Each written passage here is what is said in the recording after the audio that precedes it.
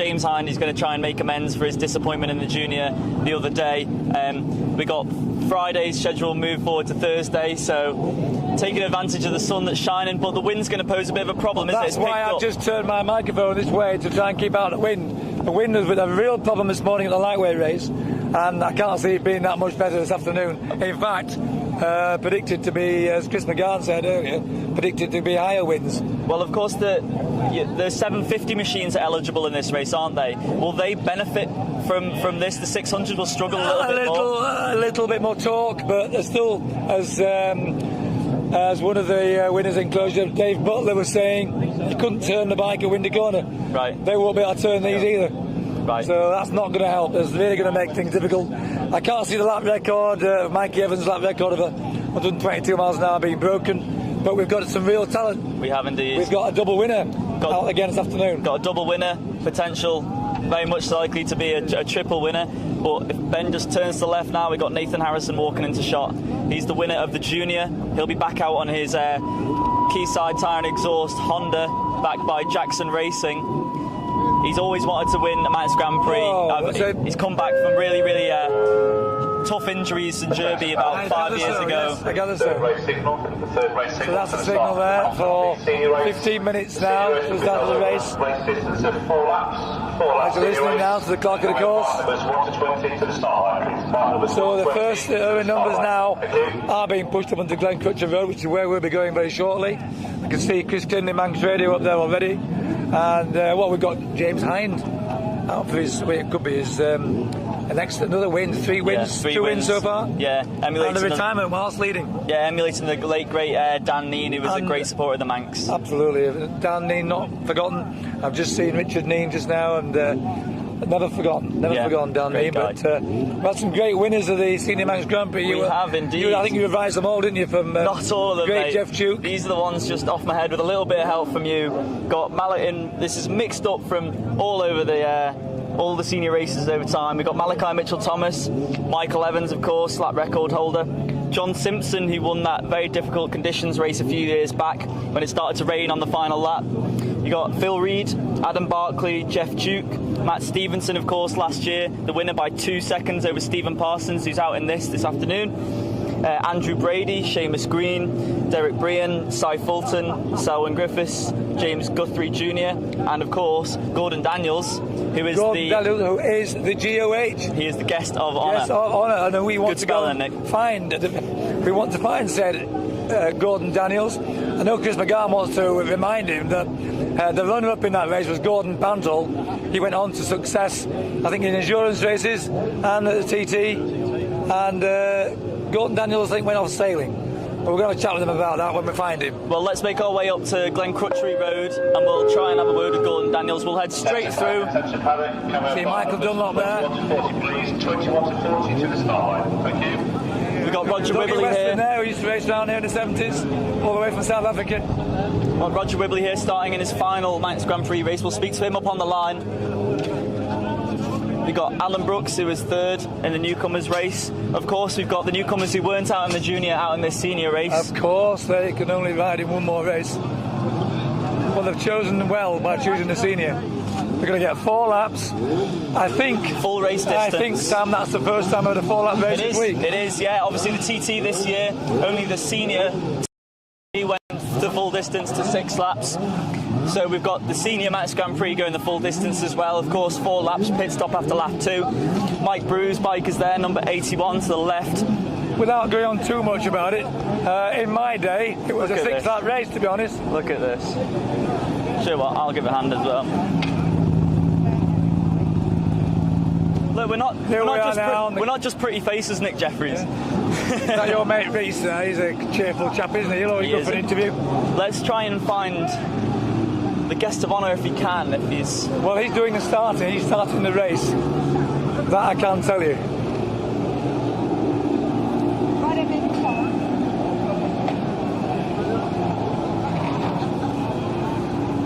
I can feel the nervous tension, to be honest. It might be a bit breezy, but I can feel. As soon as you go through that gate, you tension. I'll have a chat with Dan Ingham and just see what his thoughts are on the race. We've got Dan Ingham here now, who was basically leading the lightweight race. I said, Dan, it's good to see you, but This is the one you've been brewing up for, is it, I suppose? Yeah, saved myself this morning for this one. 4 laps around here on these I things. noticed by your absence this morning, but I didn't understand why. Because as they power out of a corner, they used to use the back brake to hold the front end down, but now electronics have taken over. They've got anti-wheelie now, so they don't need to do that so much. Stevie Parsons is here. Let's grab a quick look with Stephen, Trevor before the start of the race. And I've seen the pictures you put on social media. You weren't off trying over just at the exit of Rencull and dropping towards Bishop's Court. Yeah, it was a bit of a scary moment. Was that? Or? You just lose the rear on the jump, or? I'm not sure. I don't know whether it's because Nathan was in front. I lost sight of my line. There was a slightly. I know it's better if you go over there flat out, don't you? You've got power over it. I think I must have rolled ever so slightly and just, it got a big hole and it got bigger and it got bigger and it got a bit scary, but anyway. Very similar to the one Dan Neen did there at the TT a few years ago. You ever seen that one? I haven't seen Dan Neen do it, no. Oh, actually, yeah, I've seen, sorry, because Caroman left him, didn't he? Caroman ran off and... He was sacked. What about this race? Senior Manx Grand Prix 4 laps? Hopefully we can get going and do alright. I felt good yesterday, but me and Steve got in a bit of a thing going. It just messed everything up for us, so hopefully I can do the same again, get away well, get through, and just run my own race and I'll be happy. So.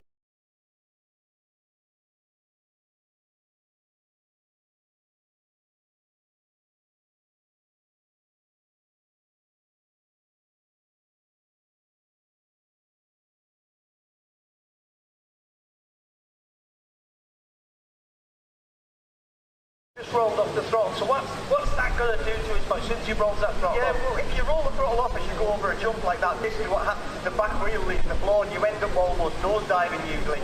You normally just he was nose diving. Yeah, well, yeah. But that's exactly what happened. There's another section very similar. As you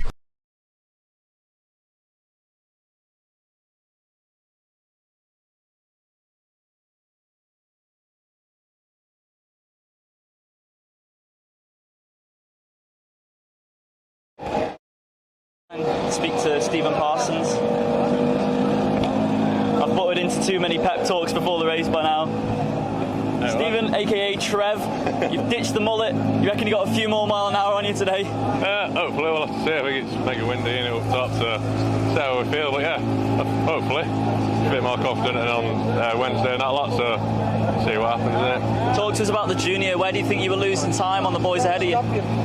He got into a bit of a fight, he passed us down straights and that lot, and I just got in a fight and then that got my head all fried out. Right, and then it just did that, and I say we did it about 7 or 8 times, and really, right. There's a few choice words in the helmet, but okay. It just went, once that happens around here, job's knackered and you might as well park it really. But today's a new day. That's it. I mean, you go again today. I mean, you got to fancy your chances. You've shown your pace in practice. Hopefully, like I say, we did it in practice, and to be fair, lots in practice that we did just felt real nice, smooth, and just nice and easy. So it should be. I know I've got pace in there, so I say we're all about 120 out with Mark, which I think you'll have to do today. So see what happens. Good luck. Stay safe. Cheers. Thank you very much.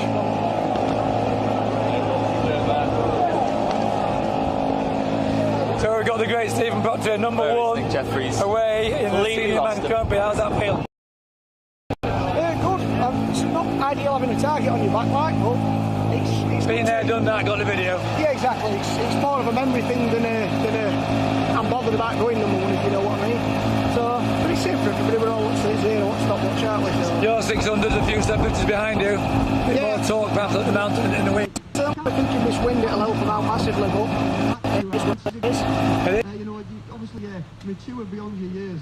Are you up for the conditions? Going to be a bit windy, but it should be better on this bike than the 250, right? So we'll have a go. To what we've been hearing this morning from the riders, getting it turned at Windy Corner was the issue. Right, well, keep the eye out for that first one. Well, look, first man away in the Manx Grand Prix. I would say it's quite a moment in your life. Good luck getting better than that. No. Good luck to you. We'll look after you. We'll see yourself. Cheers. See you later. We've got James Hind, winner of 2 Manx Grand Prix within the space of about 12-15 hours. Getting some wise words from Andy Farrell, now retired, should have been in this race. James, sorry mate. Right. Off the back of 2 wins, you got to regroup and start again for this one. Yeah, I know, it's pretty hard work. Had about 20 minutes down there, but we'll have a go. Quick sandwich and a pint of milk? Yeah, pint of milk, yeah, I have, yeah. Identified the problem from the junior race, you feel like it's resolved? Well, hopefully. We're just got to see him try. There's no practice lap, so just tried, mate. Yeah. What was the problem on Wednesday? The clutch cover slightly leaking out of there. Right. The threads had gone in it. Like, Right. Okay. just one of them things. Quick change, and then you're feeling confident. Yeah, confident enough. Yeah, we'll have a go. You'll have to adapt from the 250. It's a bit of a difference, but you might have a bit more pull going up the mountain mile. Yeah, I think I have a bit of an advantage. Like, it's a bit harder on the 250. So yeah, we'll have a go. Good luck, mate. All the best. Cheers, mate. Thank you. James Hine there, but we've now got the Junior Manx Grand Prix. None other than Junior Slip, Stephen Smith. How's it feeling today? Yeah, good mate, yeah. Just calm before the storm? Yeah, over the moon, still sort of really happy from yesterday, so just looking forward to getting going. Bit of a technical issue with the bike, it was singing away using the fans, I think, to cool down, took about half an hour to cool down. Yeah. Any found any faults? No, not really, we just went through the bike, didn't really make any changes and just did whatever we could do really, just give the rad a clean and just check her over, and it'll be what it'll be, I think. A remarkably casual Steve Smith, but I've been there like leaning against this wall many times. I think deep inside you're not that casual, surely. One of them, like yesterday I achieved everything I really wanted to achieve here. I got a podium, I got in the 120 club, so just really looking forward to just getting out and enjoying this race. Yeah, I've got pre-race nerves, but I'm just looking forward to getting going. Concentration, have a great ride, Steve. Okay, wish you all the best. Bye for now. Let's try and run up yesterday. Can you go one better today? Let's go. Calm and collected, I've got to say that. Because it's Roger Wibberley's last start on the mountain course. Roger, yeah. So we've got to go have a word with Rog. Competitor in the Manx Grand Prix, then the TT, and then back to the Manx. If any of you out there are Roger Wibberley fans, try and work out how many races he's done, how many laps he's done of the fabled mountain circuit. I'll go a bit further back.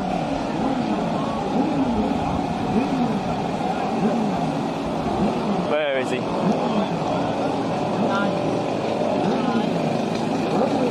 I can see him all the way down here.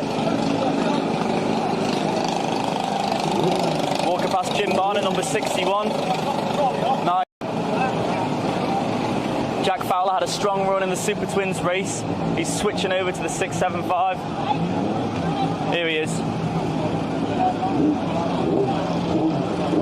Roger, it's your last start on the mountain course. You feeling a bit emotional about this one? Yeah, I'm feeling a bit emotional in last race.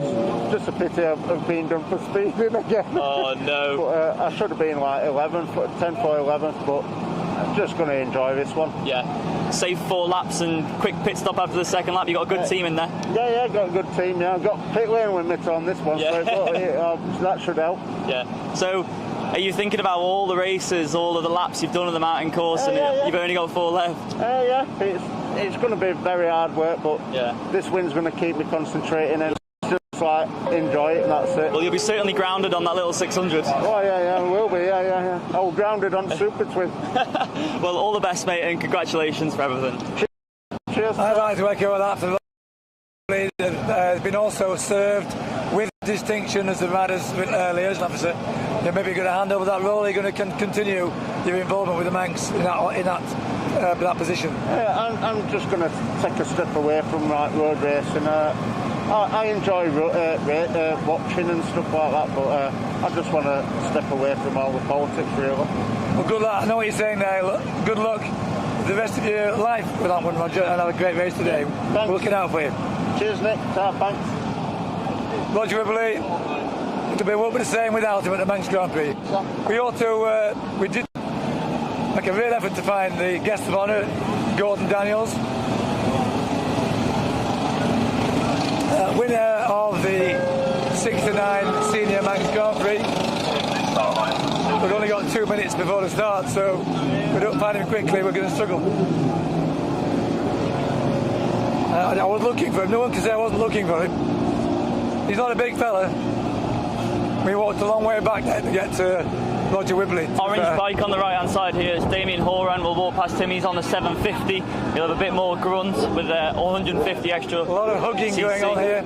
These are emotional moments for loved ones as they let the rider jump on the bike. A bit of a hug and best wishes for a safe ride. Dave Butler's strong run on the Super Twin in both races. 2 third place. He had a third place last year as well. Now there is Nathan Harrison. His dad's ordering him to get on the bike.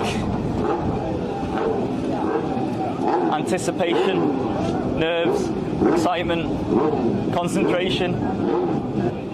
Scrabble words there.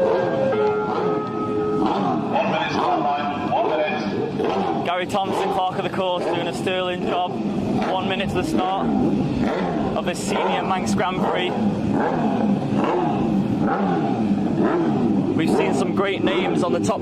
Indeed, there is Gordon Daniels standing on the roster and proudly to start this race. I think it will be the honorary start of a number 1. Stephen Proctor as he gets away on his Yamaha.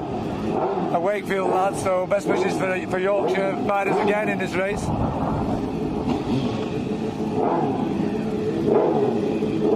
Ben's getting some great shots there. It's just you and your bike from this point on, isn't it, Nick? That's it, you're on your own. The mechanics have stood back now. It's down to you, and you're looking at the temperature gauge. Didn't have to get time pressures, I've got 10 seconds to go. Too late for that now. Wish 5 everyone seconds. luck for this senior race. Here we go, Senior Manx Grand Prix. First rider There away. you go, Stephen Proctor. I'll take the second rider off the line. That's number 2, Stephen Parsons, second on the move.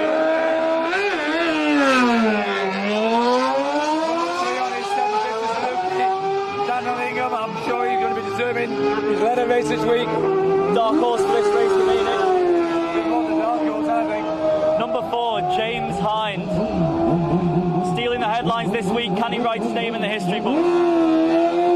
Triple winner, perhaps. Second gap here, I think. Before we wait for the Junior Manx Grand Prix winner Nathan Harrison from the Isle of Man. Despite all the injuries there, he is fit as a fiddle now. Looking to a great ride in nearly perfect conditions, apart from the wind. 10 second was the order from Mr. Kermode, starting marshal. Winner of the junior race away, Nathan Harrison, Manx fella. 7, Slippery Smith, just been speaking to him now. Real character, well, his father is more so. Number 8, the number 7 as well. Dave Butler, Dave Sideshow Butler. 8 on the bike, 9 on his helmet, safely away. There we are, Francesca Karinga. Being a front runner this week already.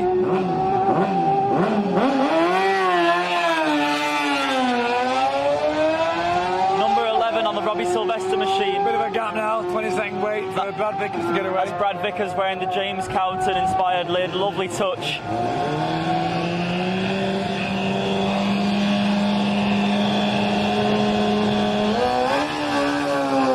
Brad's had a steady week, but he's building his way up in the standings. Absolutely, that'll tweet there from Ballymoney. Anyone else come from Ballymoney over the years? Oh, just a couple of good riders. Not too many. Great heritage there. We've got a 13. Look, That's Mark Colvin. He's another yeah, Manx fella. He's not superstitious at all. 750.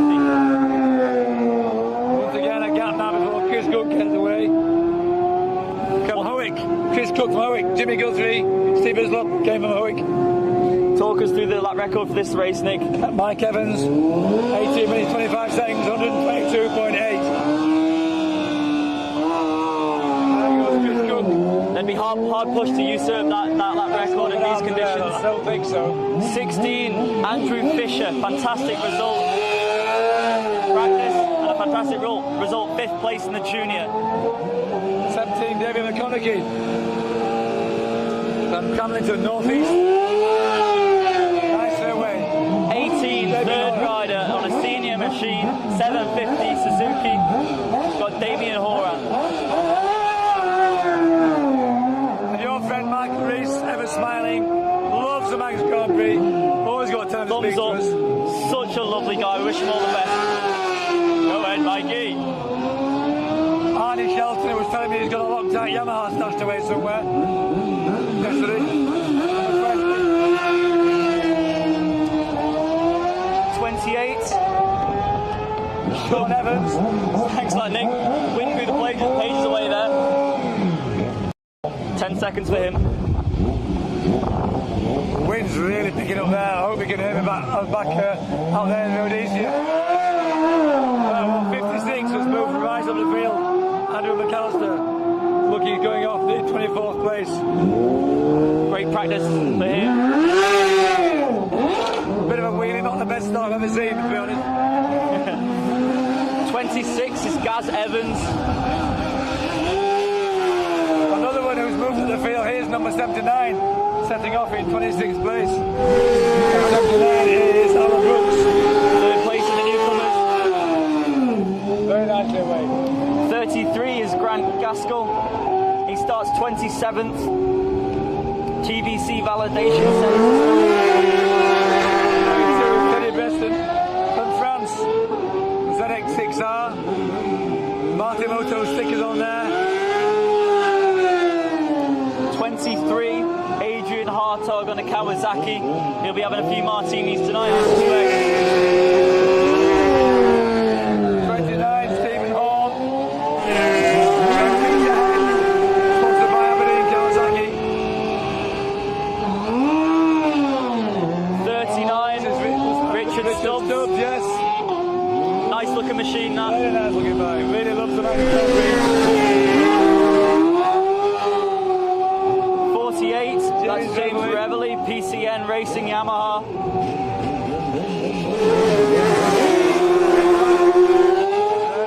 31, Chris Sabora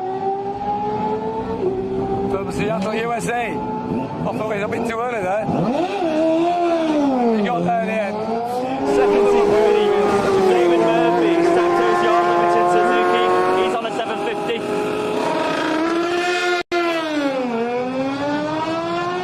86 is Sam Mosley. He's the first of our newcomers away. Of course, Pierre Eusbian was in the junior. Before the newcomer away, actually. 37, Madley Hughes.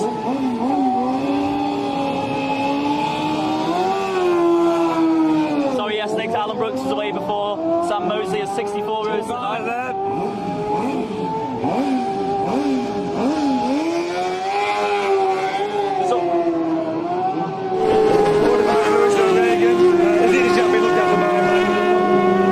Tommy Henry, who's 2 behind him. That's Dougie Weston looking up there. 27 is Ben Ray.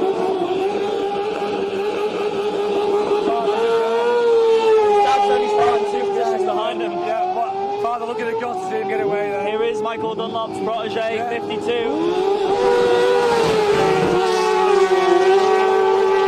Stuart McCann.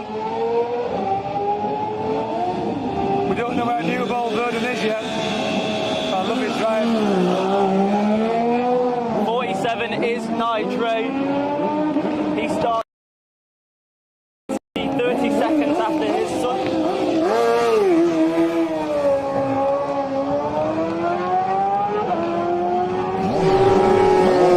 25, Jack Fowler there, he's there.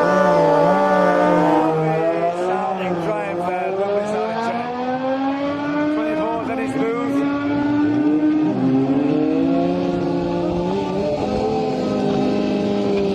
Ballymena, not Ballymoney, Ballymena.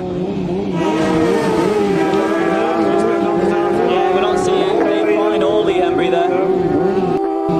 But you know who's coming next after Dennis Booth. I'll leave that to you as I get that time into From Greece, who has supported the Manx the last 3 or 4 years now, in the very distinctive colours. 87, David Brook, from Bradford, Brook suspension. Trying a bit of wheelie there. 34, Andrew Windsor as Sam getting the time from Glen Allen. And as suspected, Nick, Gonna watch it's the man get away now. mighty close. This is the last start for Rosie Whibley, number 53. Wish him all the best.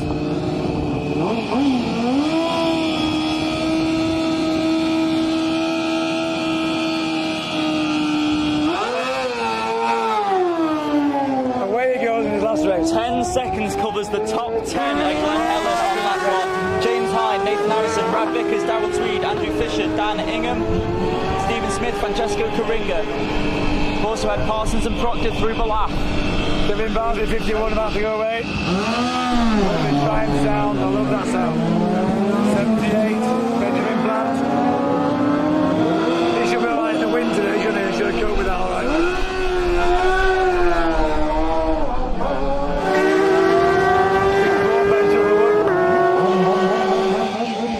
Nice looking machine, that. He hasn't got the under the seat exhaust system of the older Triumphs. 76 there, Jordan McFarlane. Another Irish rider. Lloyd Collins featured this morning in the morning race. Nick Sutherwood, 42. Immaculate looking bike.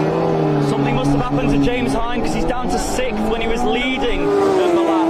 James Hind is 6th place. He's 30 seconds behind Proctor and 5th. Colin Goff gets away there. So our leader is Stephen Parsons by 2.7 seconds with Danningham in 3rd, 5 back on Harrison.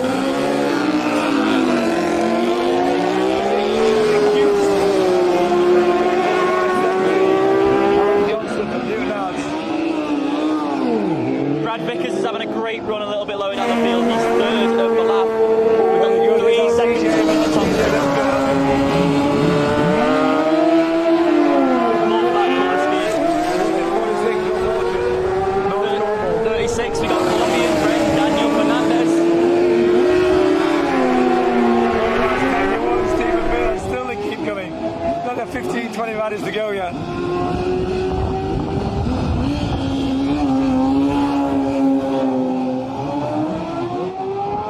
I'm now staying face to face with Nick Jeffries to try and hide from the wind. 63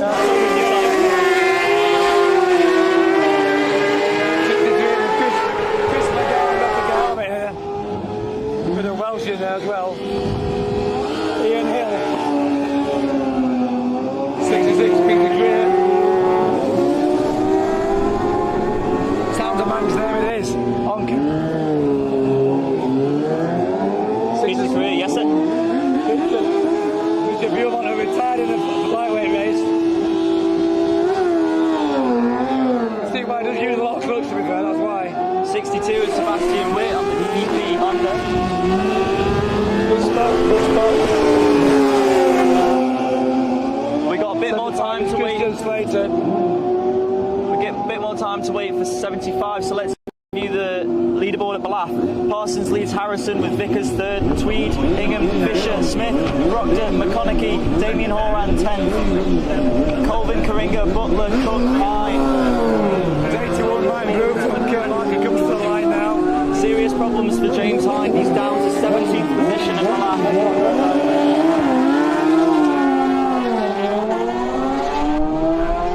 5 more riders to leave the line here at the grandstand.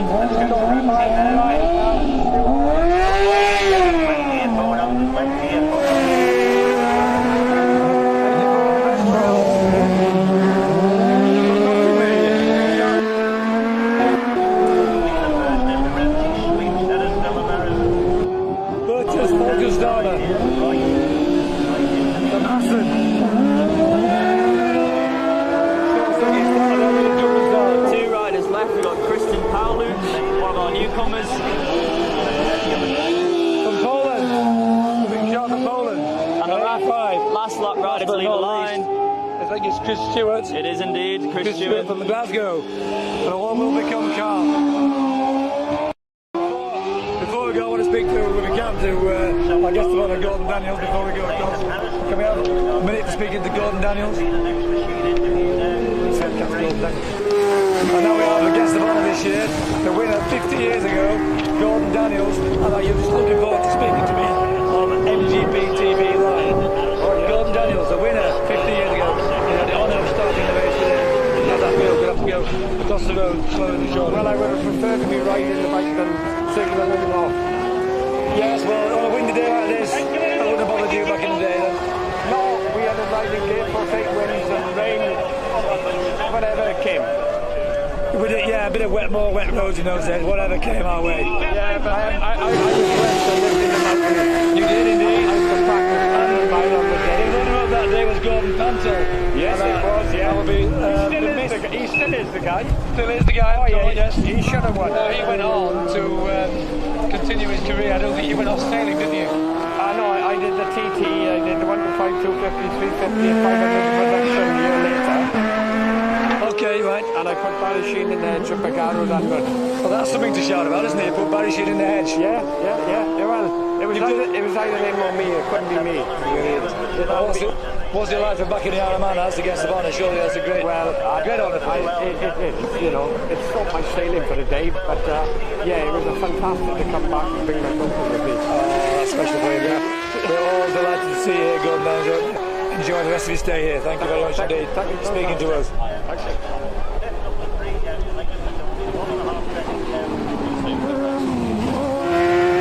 So, James Hind retired at Ballath. We will not be seeing the treble today. We will not be seeing the treble. Sorry, a very emotional moment there for Gordon Daniels. A lad, a lovely man he is, was almost in tears speaking to me there. It means so much to riders coming back after this such a long absence to see like Glen Crutcher Road looking the same.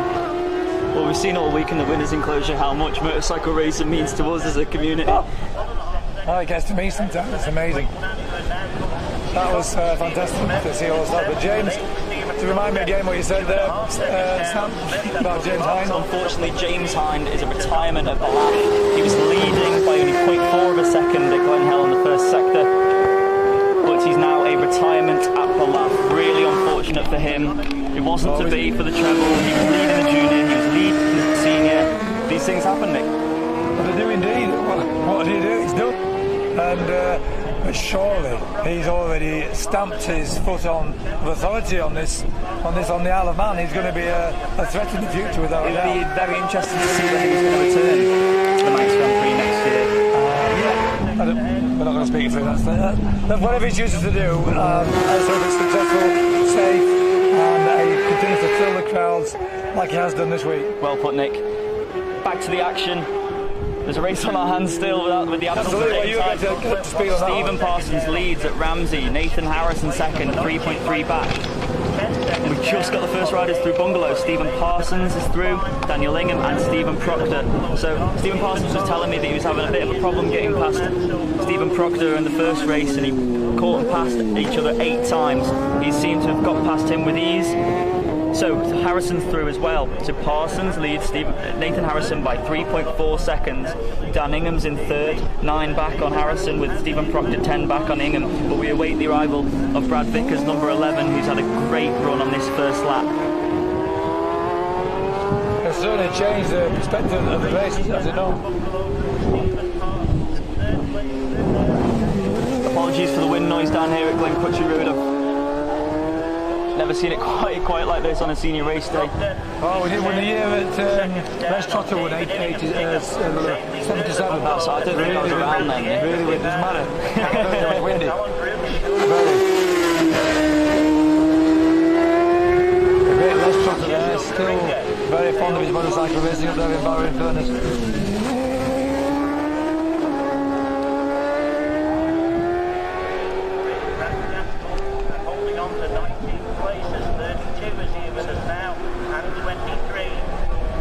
Darrell Tweed jumped into 4th place there. Did you see that?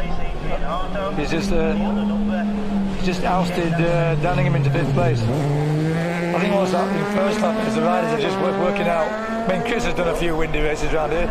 Tell me about how quick was it? Oh, wait a quick one. No. You're not doing quick ones? No.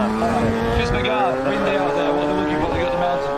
Well, I learned the trick out on the mountain mile one time. You go up on the left-hand side. The wind comes over the top of the road. If you're on the right side, you get sheltered by the bank. Learn that from Robert Dunlop. How many riders have you passed that on to this week? I actually tell that to I take newcomers round in the winter time and any time anyone rings me up and everyone. I think they'll benefit from that. Well done, Chris McGann, for that contribution. And the other thing is, the wind's not always from the same direction. Because it's a break in the two. Sometimes it can be from the right. So I have coming out of the 32nd, which is obviously a left-hander, so he banked over to the left, and then immediately got a 45-degree bank to the right. That's what it is. Going to beat Dave Butler, couldn't turn it, and that seems to be the more common. Yeah. It comes up the mountain. You're really struggling with the end of the corner. That's what they're facing to now as they come down, the leaders come down the hill, down the mountain, sorry, not the hill, down the mountain to end the first lap, and here they are now.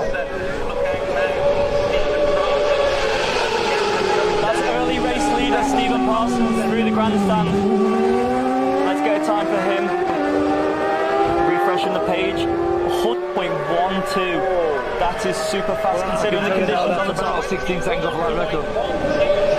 There's Stephen Proctor, so Parsons has managed to shake him off, unlike he did in the first race. They're bolted together. There's Dan Ingham, he's through, 119.6. Second place at the moment for Dan Ingham. So we await the arrival of Nathan Harrison and Brad Vickers as well. Steve Smith, number 7. Lights on for 6 and 11. There's 6. Harrison, 120.73. He is 3.5 seconds back on Stephen Parsons.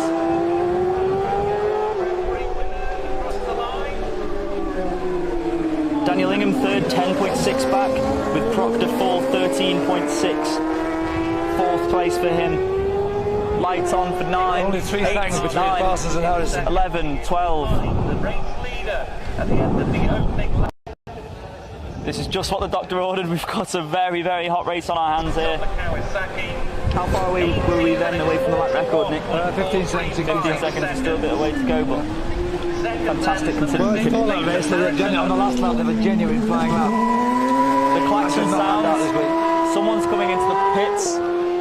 Who's this in retirement? It's Stephen Smith. It's Stephen Smith. Your friend Stephen Smith. That's not happening. Shaking his head. That's not happening. Through, where does he slot in? That's the overheating not being sorted out from last night. Francesco Coringa, Darryl Tweed, Dave Butler. This is such a spectacle here at the grandstand. So Brad Vickers is third at the moment, 8.1 seconds back on Harrison. Tweed fourth, 1 second back on Vickers. And Ingham fifth, 0.7 of a second back on Tweed. So it seems like the top 5 are running away with this one, with Stephen Proctor sixth, 13 seconds away from Daniel Ingham.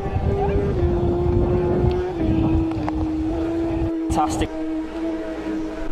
4 seconds covering the top 5 at the grandstand at the end of lap 1. Mark Colvin through the grandstand at the end of the first lap. He's through. Speed trap, 148 mile an hour on the 750. Andrew Fisher through, 16.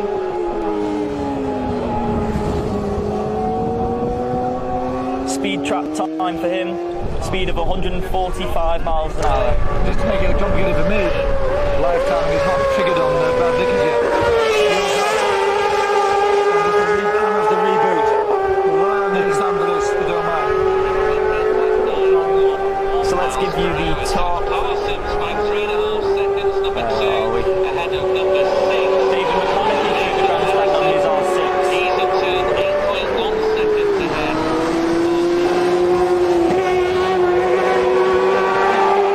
It's safe to say we're not really savvy with this line timing thing, are we, Nick?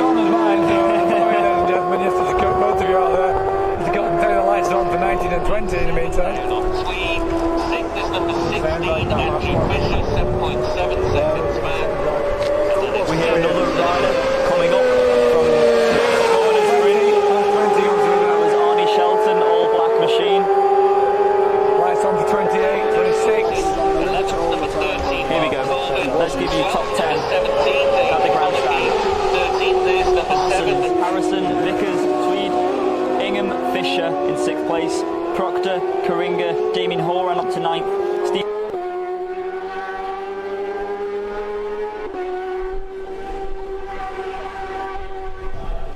We've turned the I'm just Wi-Fi off. hearing Michael Rees and Nigel Ray retirements, and James Hind, and Stephen Smith as well. Smith here, yeah. Lights on for 33. So Lights on for 28. Rees, Hind, Ray, and Smith all retirements on this first lap. That was Ben Ray, was it? Or Nigel Ray. Yeah, I've got Brad Vickers up there now for 3rd place. So Ben Allen will be coming through Ben Allen now. Stephen Parsons goes through.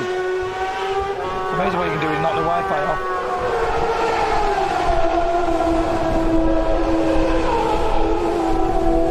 All amateurs back in the day. Well, quite incredible. Yeah, but we couldn't tell what the lead was like in Glen Helen.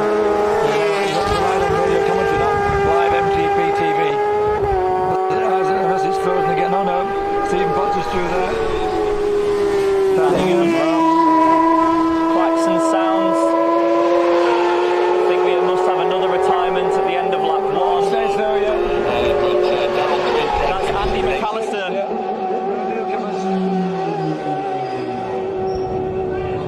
Oh, his team didn't realise he was coming in. So it's Parsons. 5 seconds lead. He's getting the scrutineer to check over his bike, so he's not a retirement as of yet.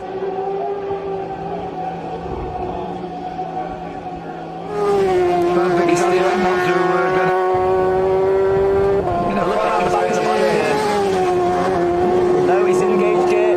Stalled it.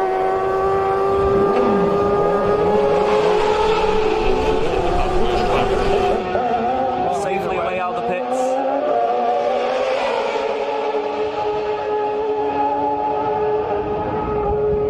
So we got the top 4 through Glen Helen on lap 2, of course, as we wait for Brad Vickers to come through and Darrell Tweed, who are running high up in the order. We've got Parsons. Harrison is 5 seconds back. He's extending that margin of lead as Stephen Parsons. It's 5.5 seconds now, 5.5 seconds. Parsons. Vickers is through. He's 10 back on Harrison. The top 10 plays are Damien Holland thus far. He'll be a big lad on the 750 or something. See a hobbling Michael Dunlop walking down the grandstand. I'm just looking straight ahead of us at Dean Harrison, Nathan's dad.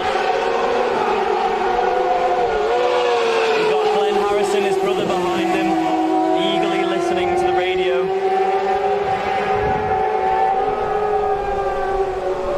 Okay.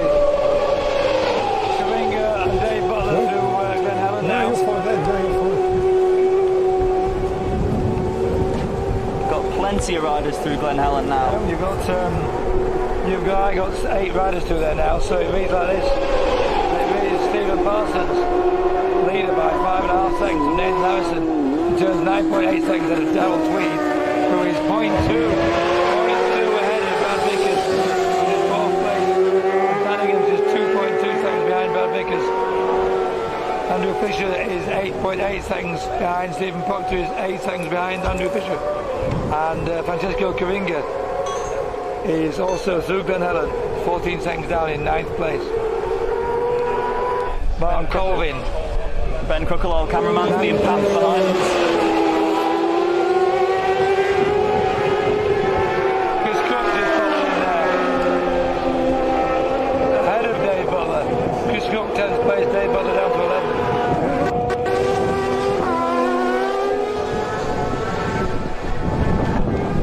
Oh, David McConaughey's just pushed out Dave Butler and Chris Cook. That's the way it is. Damien Horan remained in 9th place.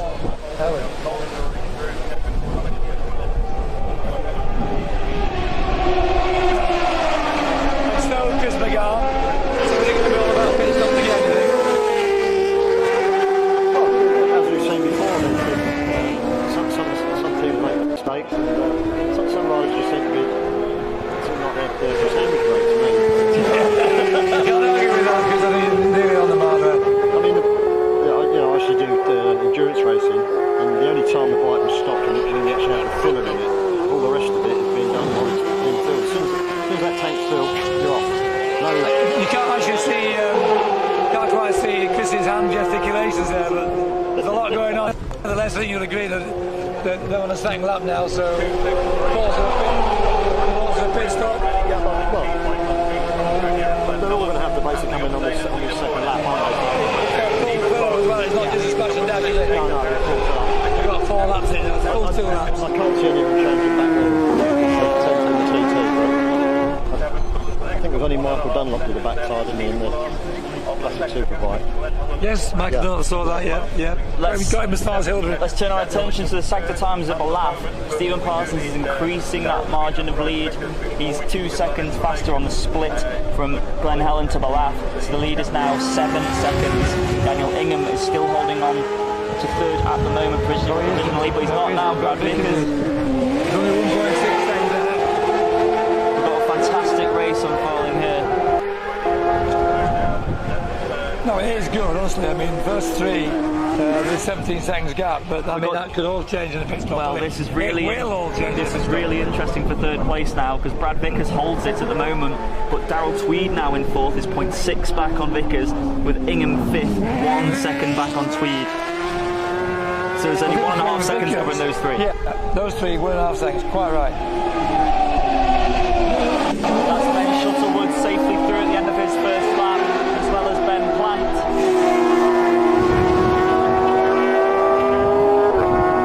We did have Nathan Harrison with a 30-second penalty, didn't we, in the junior race? And he was still running but none of these guys want to be doing that again. Of course not. Not at this level. Life's a learning curve, isn't it? Every day's a school day. They'll probably learn from the junior experience.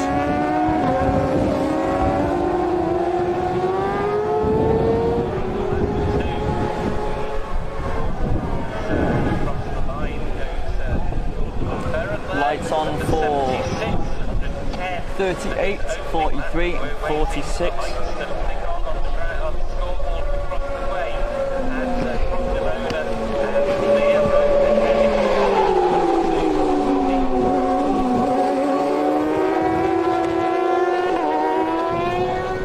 Didn't see any improvements on lap times, even though they are coming into pit stops. With an 18.41 first lap, 121.1. Lights and sounds for another rider into the pits. Who's coming in? It's 43 is like Croft. Colin Croft is into the pits. He looks like a retirement.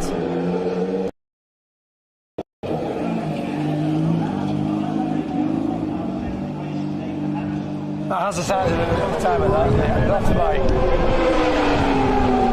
Only one rider yet out around that, Stephen Parsons. No, we've suddenly got three. We've got Danningham, Stephen Potter, Danningham. Looks like he's moved up the field there. His second time, Stephen Parsons was 4 seconds up on Danningham. 6 up on Stephen Potter.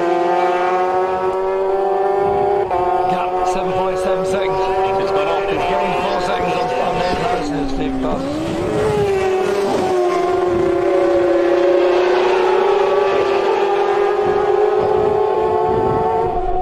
Can't wait to see the pit stop, to be honest. It's going to be so close. It's going to be so exciting. If it isn't already. A lot of fumbling going on. There's been a lot of races, as listeners will know, won and lost with mechanics fumbling, filler caps and splashing fuel everywhere. There's that fantastic onboard video of Peter Hickman coming into the pits in the TT, and he's so relaxed as he comes in, asking the team how far away are they, is the back wheel in, is the fuel in. That's definitely the way to do it. Just waiting for Brad Vickers to get to Ramsey. There's some pressure on these pit teams. Oh god, yeah, absolutely right, pressure, for sure. But no Brad Vickers yet at, Brad Vickers has moved to third place, and he is 3.6 seconds. He's dropped 2 seconds on Stephen Parsons, but he's 11 seconds down on Nathan Harrison. So he's taking so it's Stephen Parsons, Nathan Harrison, Brad Vickers, Darrell Tweed, and Dan Ingham, the first 5. Stephen Prox is 6th. 42 is into the pits, and I think he's going out again. Is that Chris Sabora, 42? I thought I saw him shaking his head, to be honest. We'll find that rider for you. 42.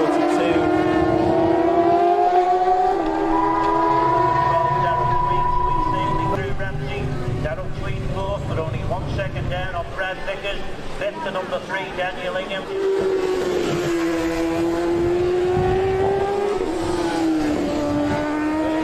51 into the pits.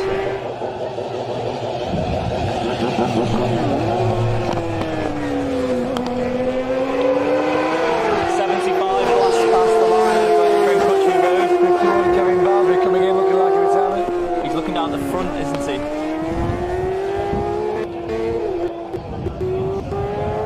Will not be long before we get the leaders down past the start line. They'll be coming down to Strongnamono any minute now. Have we got them through the bungalow as of yet? They're too far away, that's for sure. Now Stephen Parsons, leader of the race. He's leader on the road as well, unlike Nathan Harrison. If you to overtake ahead of him. Not many though, there were many to overtake.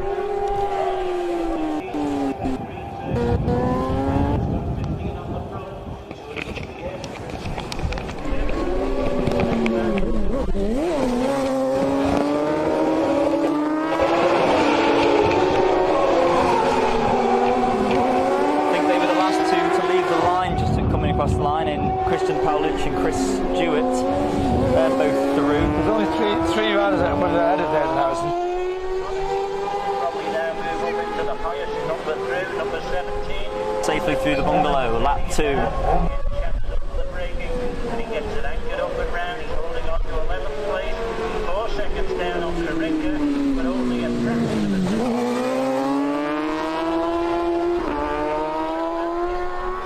0.126 thousandths of a second is the difference between David McConaughey and Chris Turner with 15-second advantage over in 14th place number 18.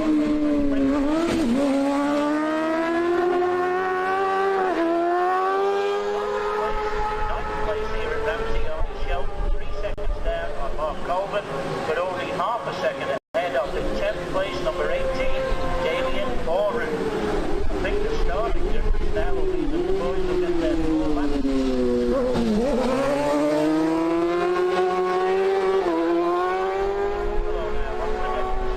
Slightly fraction less, the difference between number 2 Stephen Parsons and Nathan Harrison, but it is only a fraction.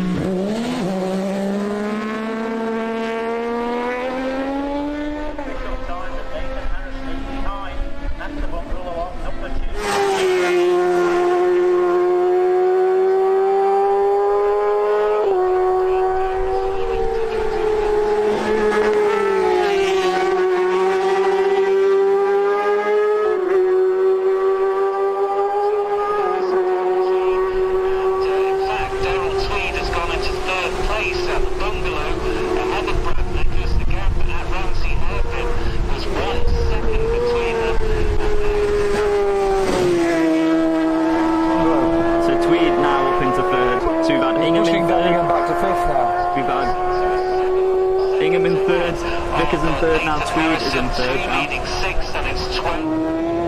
Francesco Karinga safely through the bungalow.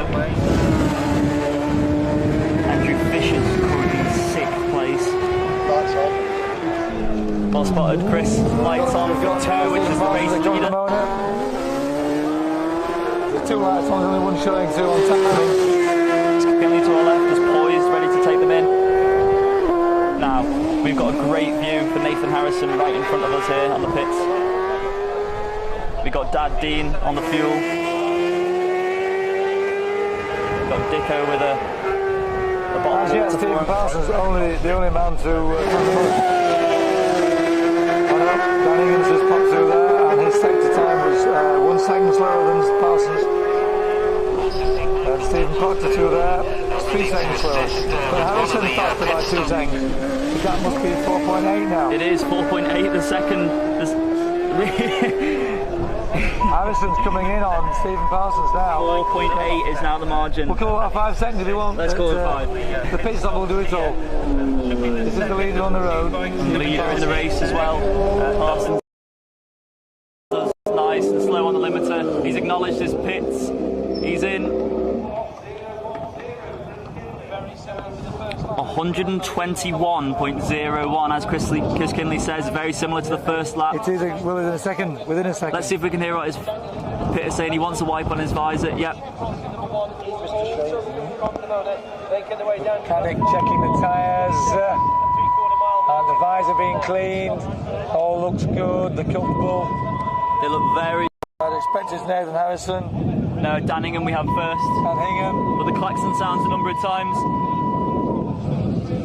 Kill the engine, it's freewheeling into his pits. Here's Stephen Proctor. Now then, this sprint race is won and lost. We've got Nathan Harrison in. What's the difference? 5.8 seconds. Did that look good to you, Chris? I think that was okay. Took a second down proud of him there, Stephen Parsons took a second down Nathan Harrison there.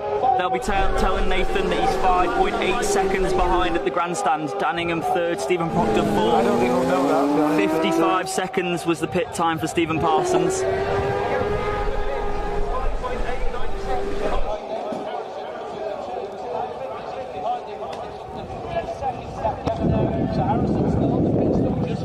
So who's going to be out first? Now we've got Chris Kinley from Manx Radio. Told Nathan.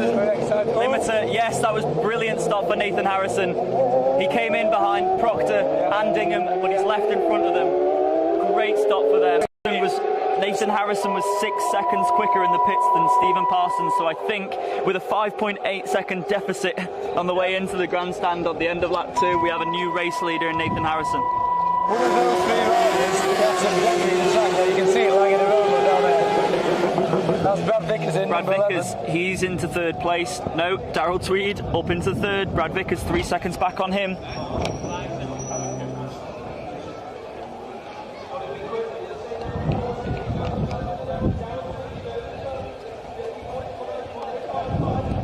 I don't know if you saw that, Sam, but there's some debris in the road down the road. There's those three riders left. Can you see it down there? Yeah, I can see it. I can see it. Well spotted. I think maybe a rag left in the fairing. Well spotted. I don't know who it came from. But most of it's away. We've got cheers for Francesco Coringa as he's into the pits. We've got 7th place, Coringa. These times are all the times as he came into the pits, not the time when he came out of the pits. I think the 6 seconds that Harrison gained on Parsons. Darrell Tweed nice and slowly out of the pits. He's going to leave just behind Brad Vickers. We've also got Dave Butler and Andrew Fisher in.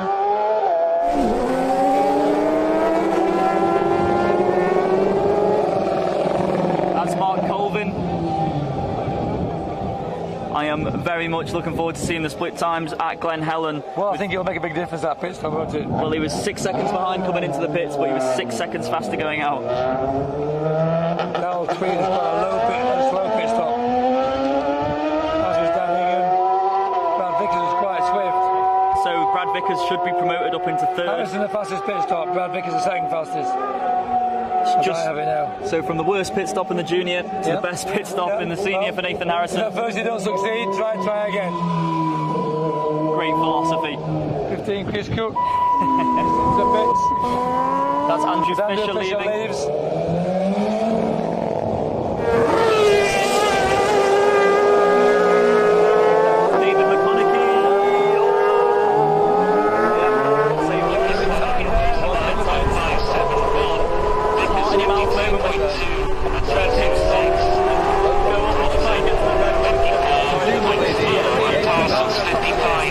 You're lying about 9th place. And that lap from Stephen Parsons again, 121.010 miles per hour. Nathan Harrison. Damien.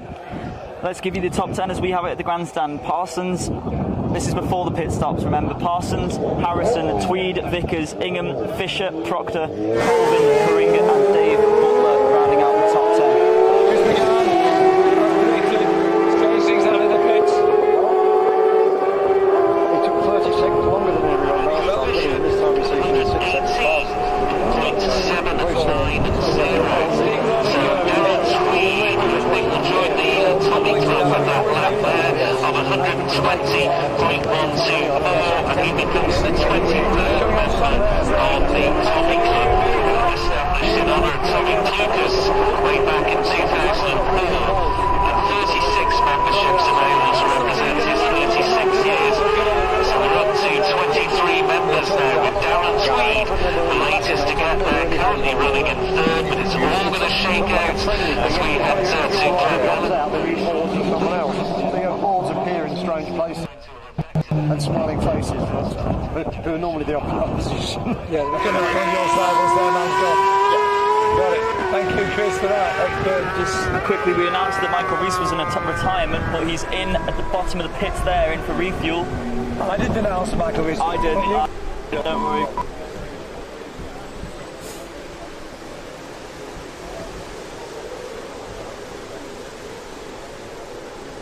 So, for the Glen Helen. The first line is there now. Look, Stephen, that Glen Helen.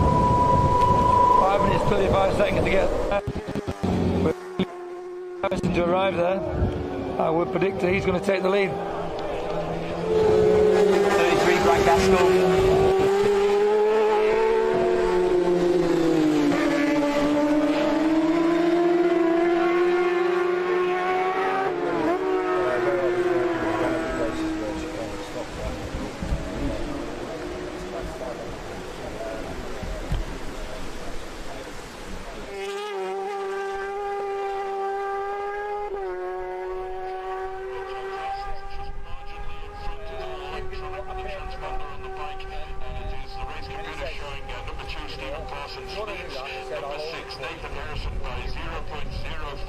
And that's a 6 seconds in a bit, an identical time really. So they've actually the grandstand to Glen Helen. Waiting for Brad Vickers, so Danningham's third temporarily.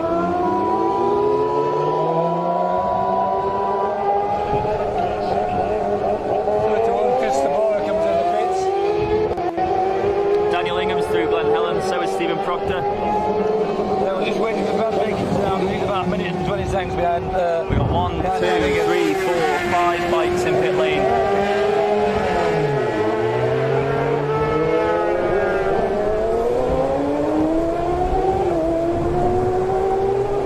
Okay, Brad Vickers. He does go into third. Yes, indeed. 22 back on there. We've got to wait for Darryl to read out.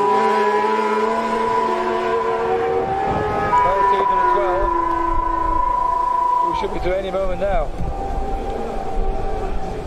Darryl Tweed has ousted Dan Ingham. Darryl Tweed's in 4th place. So, the first ball, Glen Helen, lap 3. Stephen Parsons, 8 miles and 11 but they've tied the lead. Third place, 4th place Darryl Tweed, 5th Dan Ingham, 6th Stephen Proctor. For 6th, 7th to Karinga. Sorry to butt in, Nick. Michael Rees is a retirement. We've just seen his bike being wheeled up the return lane. He'll still be smiling his face though. Always is. Always still is. Be smiling. But virtually inseparable at the top. We're going to call, I can't imagine Roy Moore calling out a gap, so we'll call it All Square in Dolphin. He used Dolphin term. Call it All Square. This is exactly what we expected to see in the senior race. We did expect James Hines to be in the reckoning. He's not, unfortunately, so it's a Parsons-Harrison battle. Ben Ray and Sam Mosley leaving, the last 3 riders leaving together. In fact,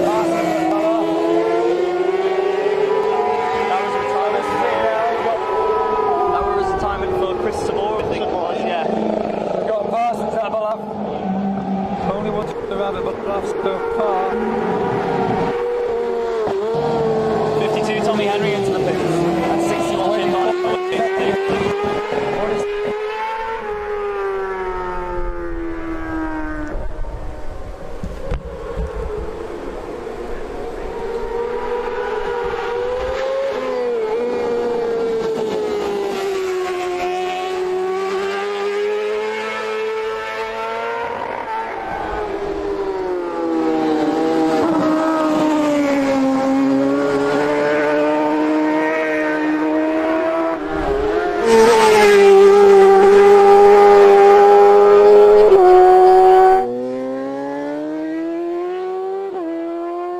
Grandstand onto their only flying lap for this 4-lap race.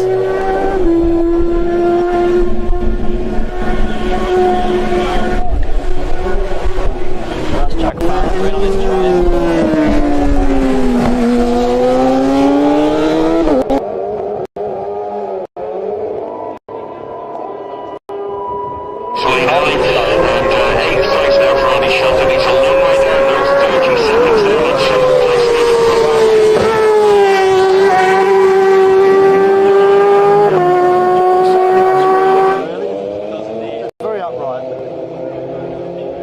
Andrew Windsor on one of the old Yamahas, 34, safely through the grandstand.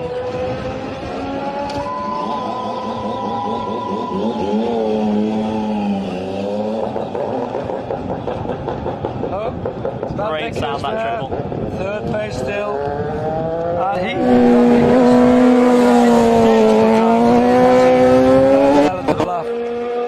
thousands of second difference. His deficit to Nathan Harrison is 22 seconds, call it 23. Danningham is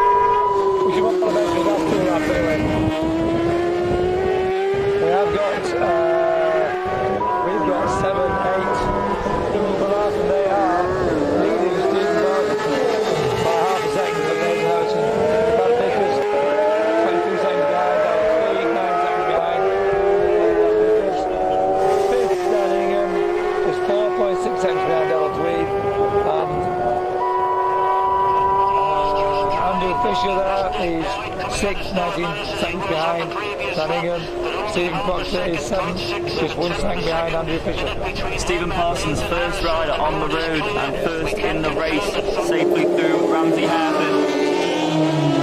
They'll be sure to up the heart rate of our beloved Roy Moore there. He'll be getting incredibly excited about this one, just as we are down pit lane. Yeah, well, Stephen Parsons at Ramsey. What did I say the gap was? 40 seconds. 10, 20, 30. Nathan Harrison leads. Nathan Harrison leads at Ramsey. He leads Stephen Parsons by 0.4 of a second. Took 1.1 second down in there. And we know good up the mountain as well. Will we be seeing a bigger margin below?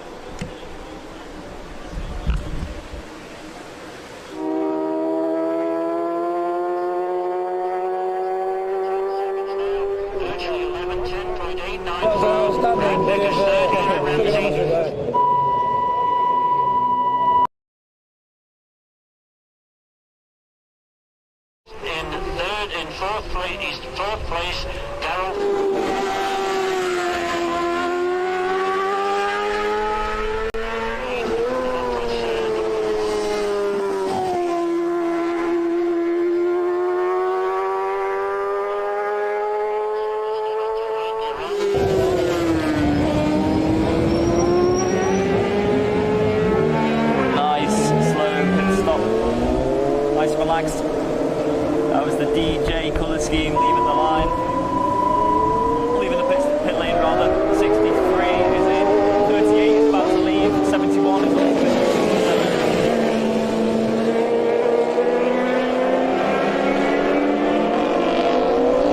66, Peter Greer. Just done his fastest sector of the race from Ballath to Ramsey in 3:32, but still not as fast as Harrison nor Parsons. 3:32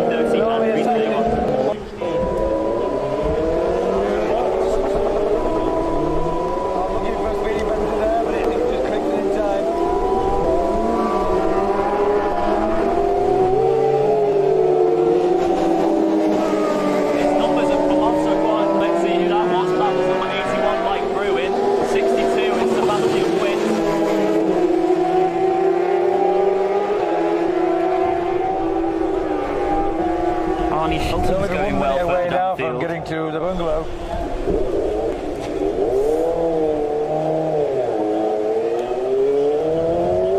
As I look over to the scoreboard, let's see if we can give you some retirement by number 4, number 7, we've also got 19, 23, 39, 43.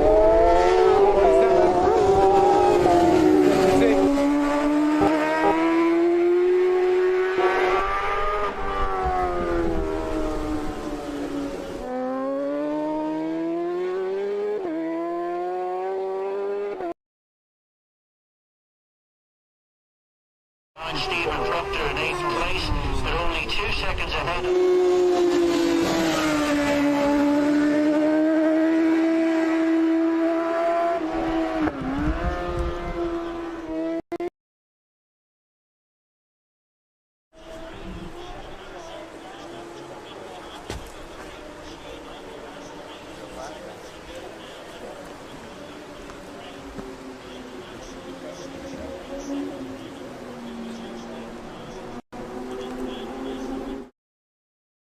Podium in 3rd place. He was 23 seconds behind Stephen Parsons at Ramsey Hairpin, but 10 seconds.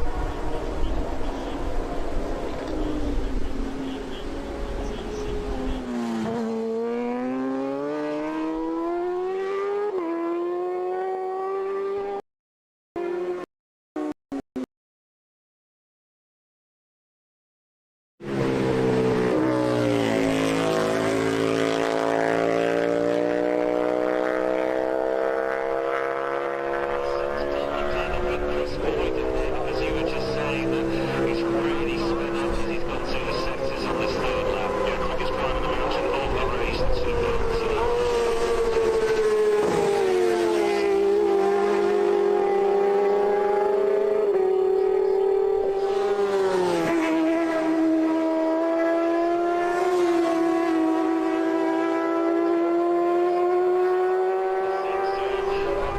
between his teeth though, because he is 10.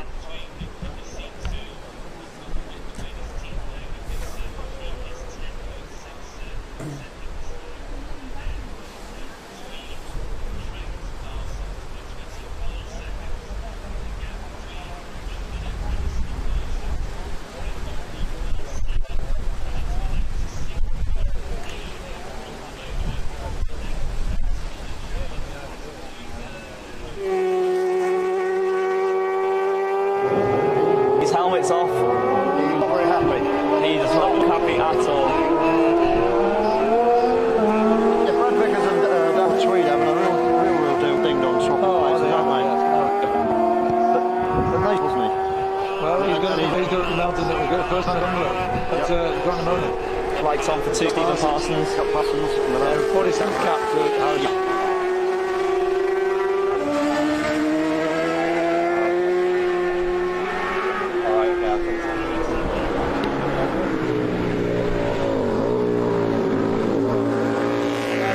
The gap's now out 6 seconds.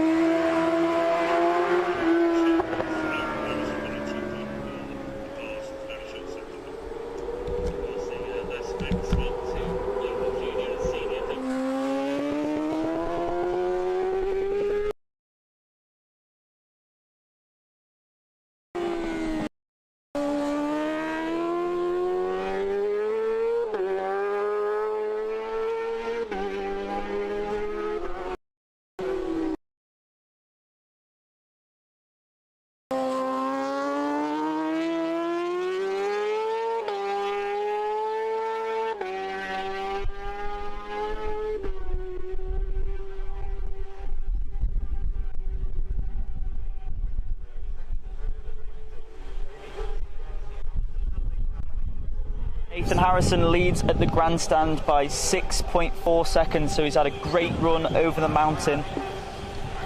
He was behind for the whole of the lap, all the way up until Ramsey, and then took the lead on lap 3. So lap 4 at the grandstand. Nathan Harrison, Stephen Parsons. 3 seconds back on Parsons, with Darrell Tweed 4th, 12 seconds back on Vickers. Ingham round out of top 5 with Stephen Proctor through as well. 0.735. Top 5, got top 6 here now. Got top 6 now. Currently in 6th, 113.921. Yeah, well, Nathan's definitely stronger over the mountain. Yeah. He made up time. Was higher up the order in 6th area, but dropped just to 7th. So last year in the senior we saw that Matt Stevenson was great over the mountain and pipped Stephen Parsons to the win again, so are we going to see history repeat itself today?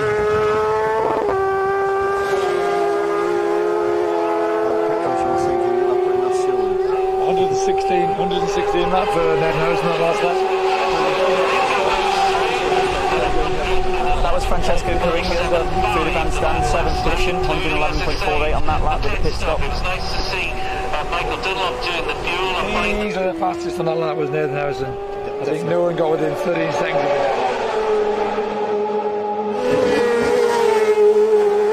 So 13 seconds he was... including the pit stop. So that was 6 seconds with the pit stop and about 6.5 seconds with straight up mobility riding around the GT course at 116.3 miles an hour average. You've got to admit that although he's riding under the bike, he's actually Jackson's, and they're very, very experienced. Well, they've had John McGuinness on them, haven't they? Jackson there watching it. And the father was 3 times world champion. Alan Jackson, he won my first race at round the Manx Grand Prix 25. What did he do, about 78? Orange Billhead Honda. That's right. Right? That's right, the Billhead Honda. And then both his sons have been quite, well, obviously Andrew Jackson. Andrew Jackson had a lap record, didn't he? I don't think he ever won the Manx, did he? He was second on. There's Collins. Collins is back, yeah.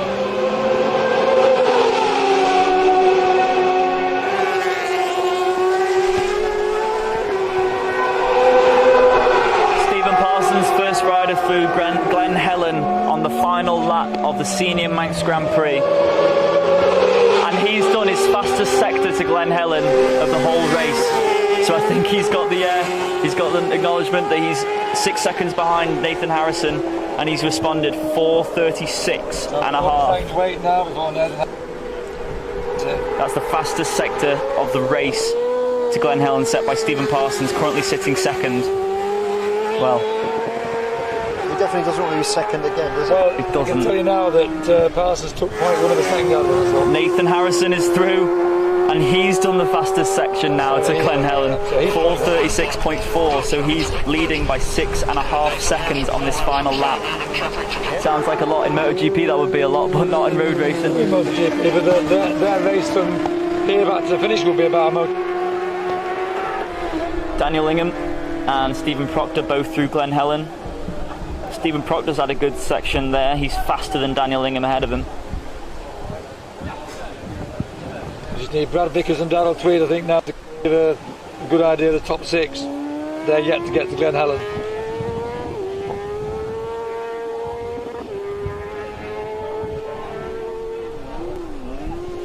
Yeah, Harrison and Parsons both took 4 seconds out of Ingham. They took 3 seconds out of Stephen Proctor. As they await Brad Vickers. He should be the next man through. He's number 11. Darrell Tweed's number 12, so they're 10 seconds.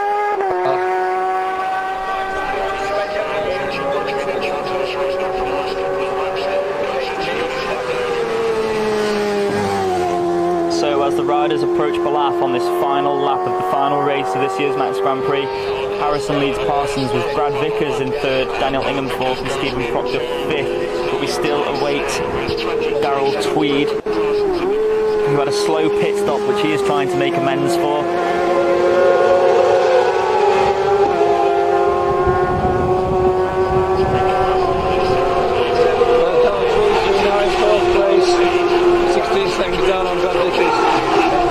6 seconds ahead of Danningham, but in turn got 20 seconds advantage over Steve Proctor. So that's your first 6: Harrison, Parsons, Vickers, Tweed, Ingham, Proctor. Those are your top 6. Ben Helen last lap. Only 1 minute 14 seconds covers that those 6 riders. But more importantly, the 6.5 seconds between Harrison's and Parsons as we await the first arrival at Ballaugh, which won't be long. And unfortunately for James Hine, he'll be just sitting there watching the leaders of this race going past. Should be in the Raven, although he's only 19. It's legal. He'll have to get escorted across the road depending on which side they pull in. To be having a view, is it, to be honest, but they'll be throwing pints of Ocals over at him. Counting down the moments now. I'll say Bushies and other top quality beers are available as well. My ale choice does not reflect those of Manx Grand Prix TV Live. What was it, 40 seconds for Harrison to get there? Shut up, that was Parsons through Ballaugh. Just wait 34 seconds now. But he hasn't done his fastest sector to Ballaugh on that lap. He hasn't, no. He has not. But a clutch flip from someone has a good fast start finish.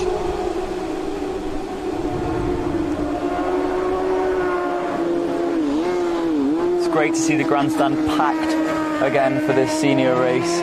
Free seating, all Manx Grand Prix. There we are, there's a gap, it's up to 7.5 seconds now. There's Harrison, took another second.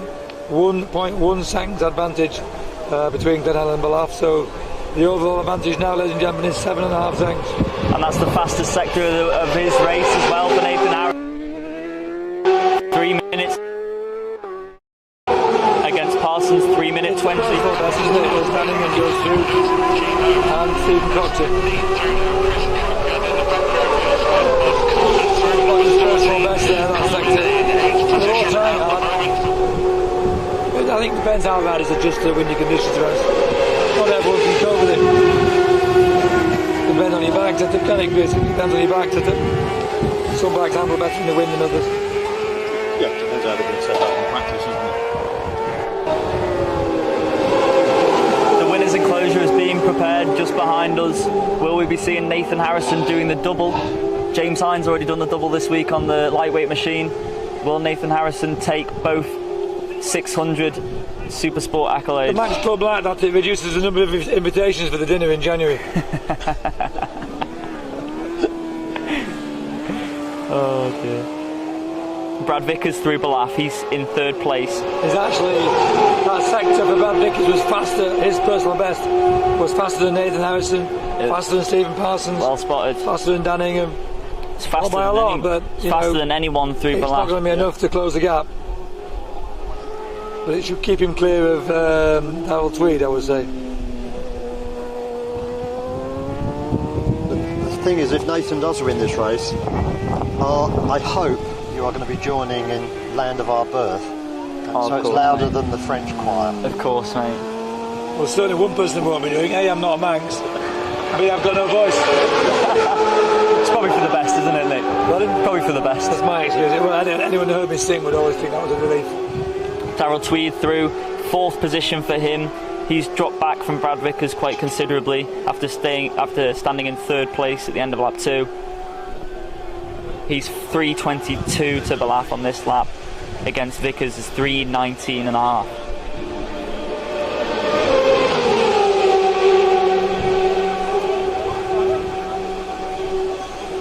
I'm pretty sure Brad Vickers is sponsored by Robbie Sylvester, VRS Racing. Yeah, he is. Yeah, that'd be a great result for Robbie Sylvester. I think very few have gone through the pain that he's gone through.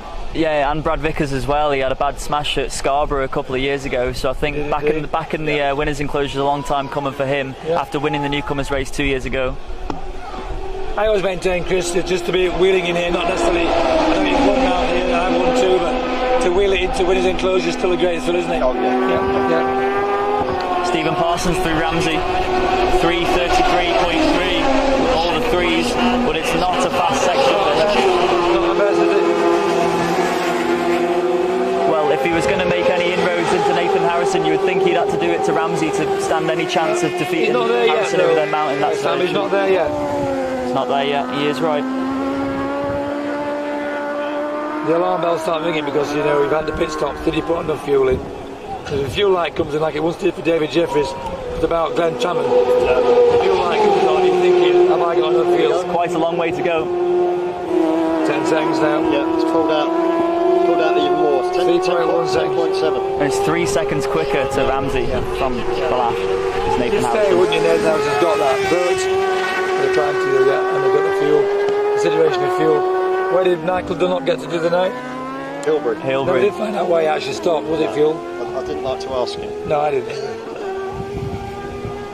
Great interview with him the other day, Nick Jeffries, I gotta say. You were having fun, he was having fun. He was almost X-rated. I think he'll be, if anyone wants to see Michael Dunlop, he's in the Saddle Oki tonight.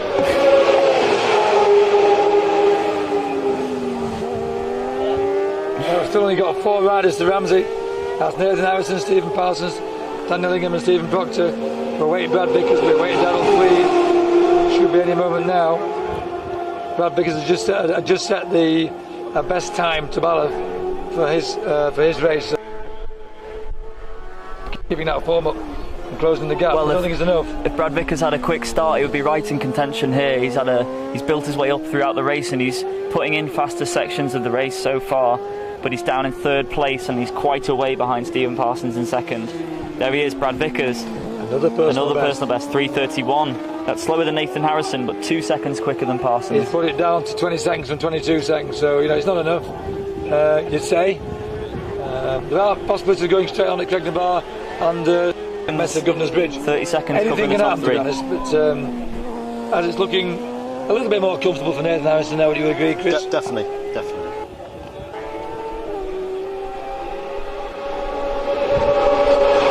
What you can't tell if you've been out there watching in Venezuela stroke, Brazil stroke, Zimbabwe, wherever you are, it's very, very windy here. We're taking shelter now just so you can hear us, and the riders have had to cope with some very tough conditions. We're not expecting a lap record this last lap. You don't know. It's with a lap to do it. I do believe that my brother might even be listening in Madrid, in Spain, where he lives. He's probably trying to deny any knowledge of Chris McGowan. So he's one of the 3 listening to us, so thanks to him. I think I've got a daughter called Charlotte Kinder, she'll be listening as well. You think? Yeah. You think that's her Big name? up for Ballancourt in Edinburgh, of course. She'll be going now. Dad! Is she called Kinder because you found her in an egg?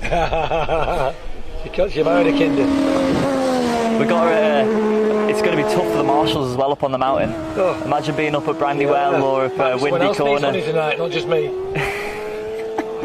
Is that mother is marshalling. Is that true? Manfully, if that's the right word for Lady Marshal. We won't say exactly where she is, but she's up on the mountain. Right, Darrell Tweed, also a personal best in 4th place. He's 20 seconds down on Brad Vickers, 52 seconds behind the leading. But that's going to be unless anything goes wrong. We've got Parsons at Bungalow now.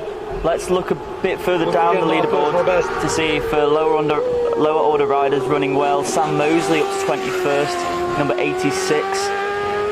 How's Roger Wibley getting on? 35th at the grandstand. Ben Shuttleworth, he's in 38. 18-second lead for Harrison now at the Bungalow. 14 seconds. He's 2 seconds past, 2 seconds past the Parsons, so he's got it in the bag. Let's bring it down. Have you got enough fuel in? Have you got enough fuel? Was all the preparation done properly? Will it last the race? Well, it'll be interesting to see. I don't think he'll be setting the lap record on this lap. It'll be a quick lap, but he's 130.12 averaging at the moment. He's going to lap in about 18.35 to 18.40. Mystic Nick back again. I'm going to miss out my prediction between 18.35 and 18.40. 121, 122 miles an hour, just. Dan Ingham to the Bungalow, Stephen Potter to the Bungalow, both doing personal best. I've got the Sulby speed trap times here. Andrew McAllister, number 56, who actually came into the pits at the end of lap 1. He's 169.9 miles an hour. Then it's Nathan Harrison, Arnie Shelton, Sean Evans. They're all in the 168. Well, Dan Ingham's got a 750. Where's he? Dan Ingham, he's 164. 164. Stephen Parsons, like he told me in practice this week, he doesn't feel like his bike's the fastest, and he's not in the top 10, 162 mile an hour on his 3rd lap. Damien Horan's also on a 750, but only 160 mile an hour for him. There's a lot of him to pull along though. I have to say that. He won't mind saying that. Interestingly, the sector to Bungalow, Dan Ingham has been the fastest, apart from Nathan Harrison. 2 seconds on Nathan Harrison, but Dan Ingham is second fastest. To get there, but Vickers is through. Safe third place, 19 seconds behind Parsons. 21 seconds behind Darrell Tweed. We've got a retirement for number 38 here at the end of lap 3. We'll just try and get the number for you there. First rider, Cronknamona, Stephen Parsons. Yep, Parsons there. 2 minutes 32 seconds. We think it's Nathan Harrison's, but this is where we're going to find out now with fuel. It's not like the starting the race. The first 2 laps are fairly easy because, say easy.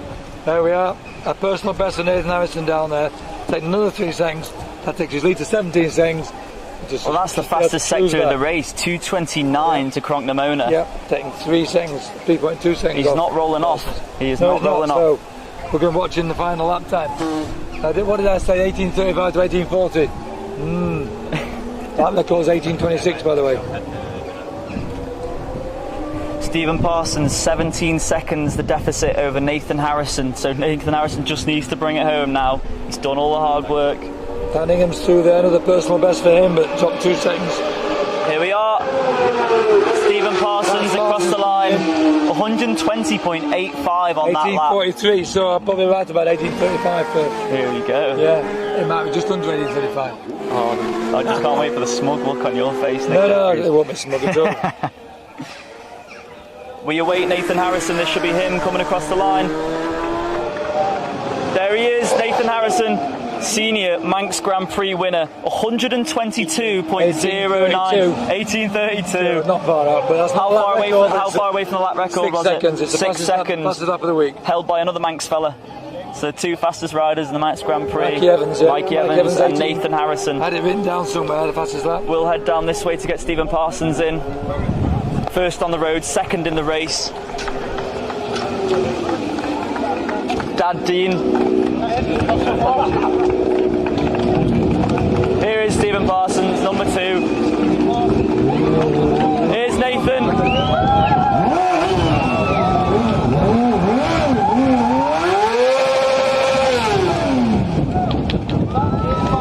Absolutely brilliant to see. Pure emotion.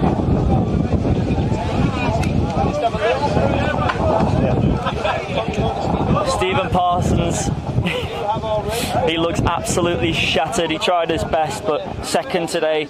He led the race for quite a long time, almost half the race, but Nathan Harrison has put in an absolute blinder on the last lap. 1:22, 18 minutes 32 seconds.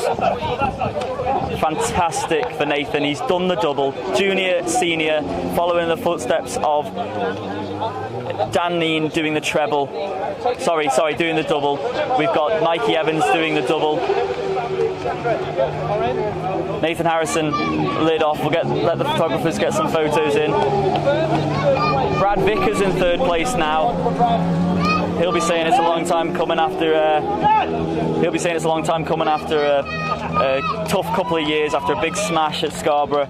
But he's in third place. Last lap 121.19. Daniel Ingham on the last lap 120.47. Tommy Club.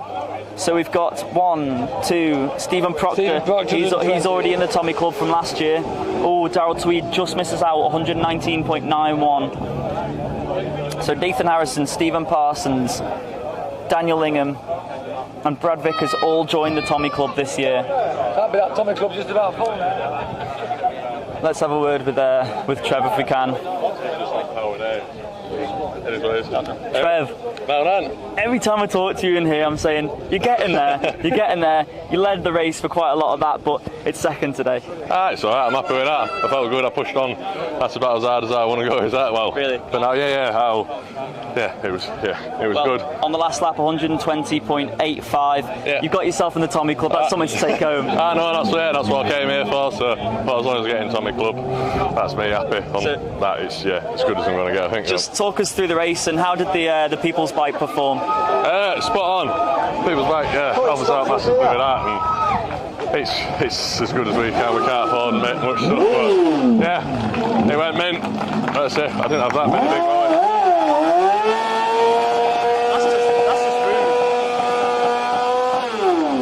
So, obviously, after the event, you'll go home, and any particular plans for next year? Build a more powerful engine. More powerful engine, but will we see you back here? I'm not sure, to be fair. I want to do TT, to be fair. I do like my big bikes, I always used to ride them. I used to do mint on big bikes. So. You've got some unfinished work to do. I know. You can see what I'm trying to do. Just come back. Just come back. How many years? I don't know. Let's say. Anyway, congratulations, mate. Yeah. Another podium. Well done. Cheers. Thank you very much. Well done, Bob. Cheers, mate. Thank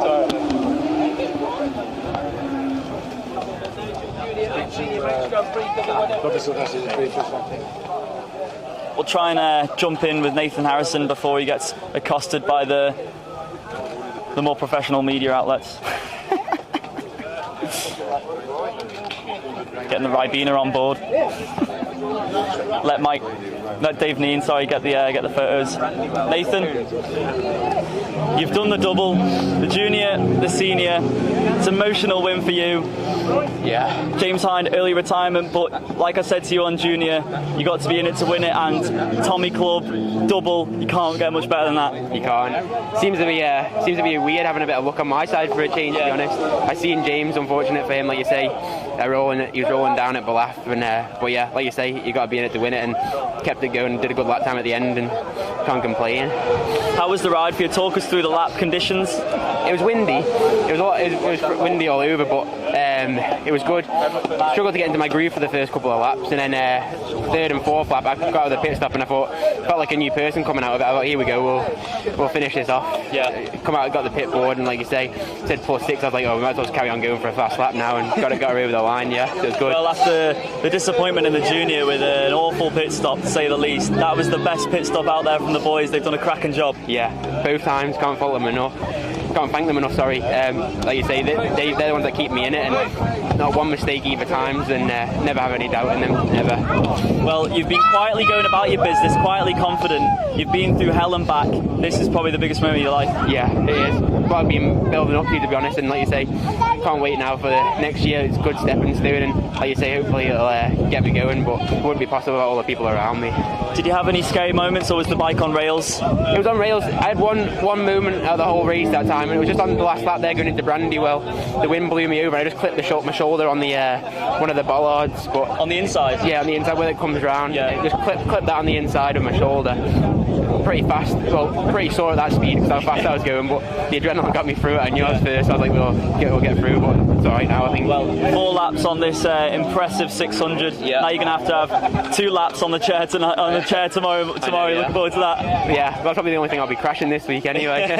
Anyway, congratulations, you've done the double. Well done, Nathan Harrison. Thank you very much. Thank you. Just whilst we're waiting to speak to the third place finisher, our fellow young Brad Vickers, might speak to Bobby Sylvester. He knows what it's like to run around the Isle of Man, and you've been through a lot of pain. It must be great to see your man. Oh, fantastic, absolutely fantastic. The kid's doing good.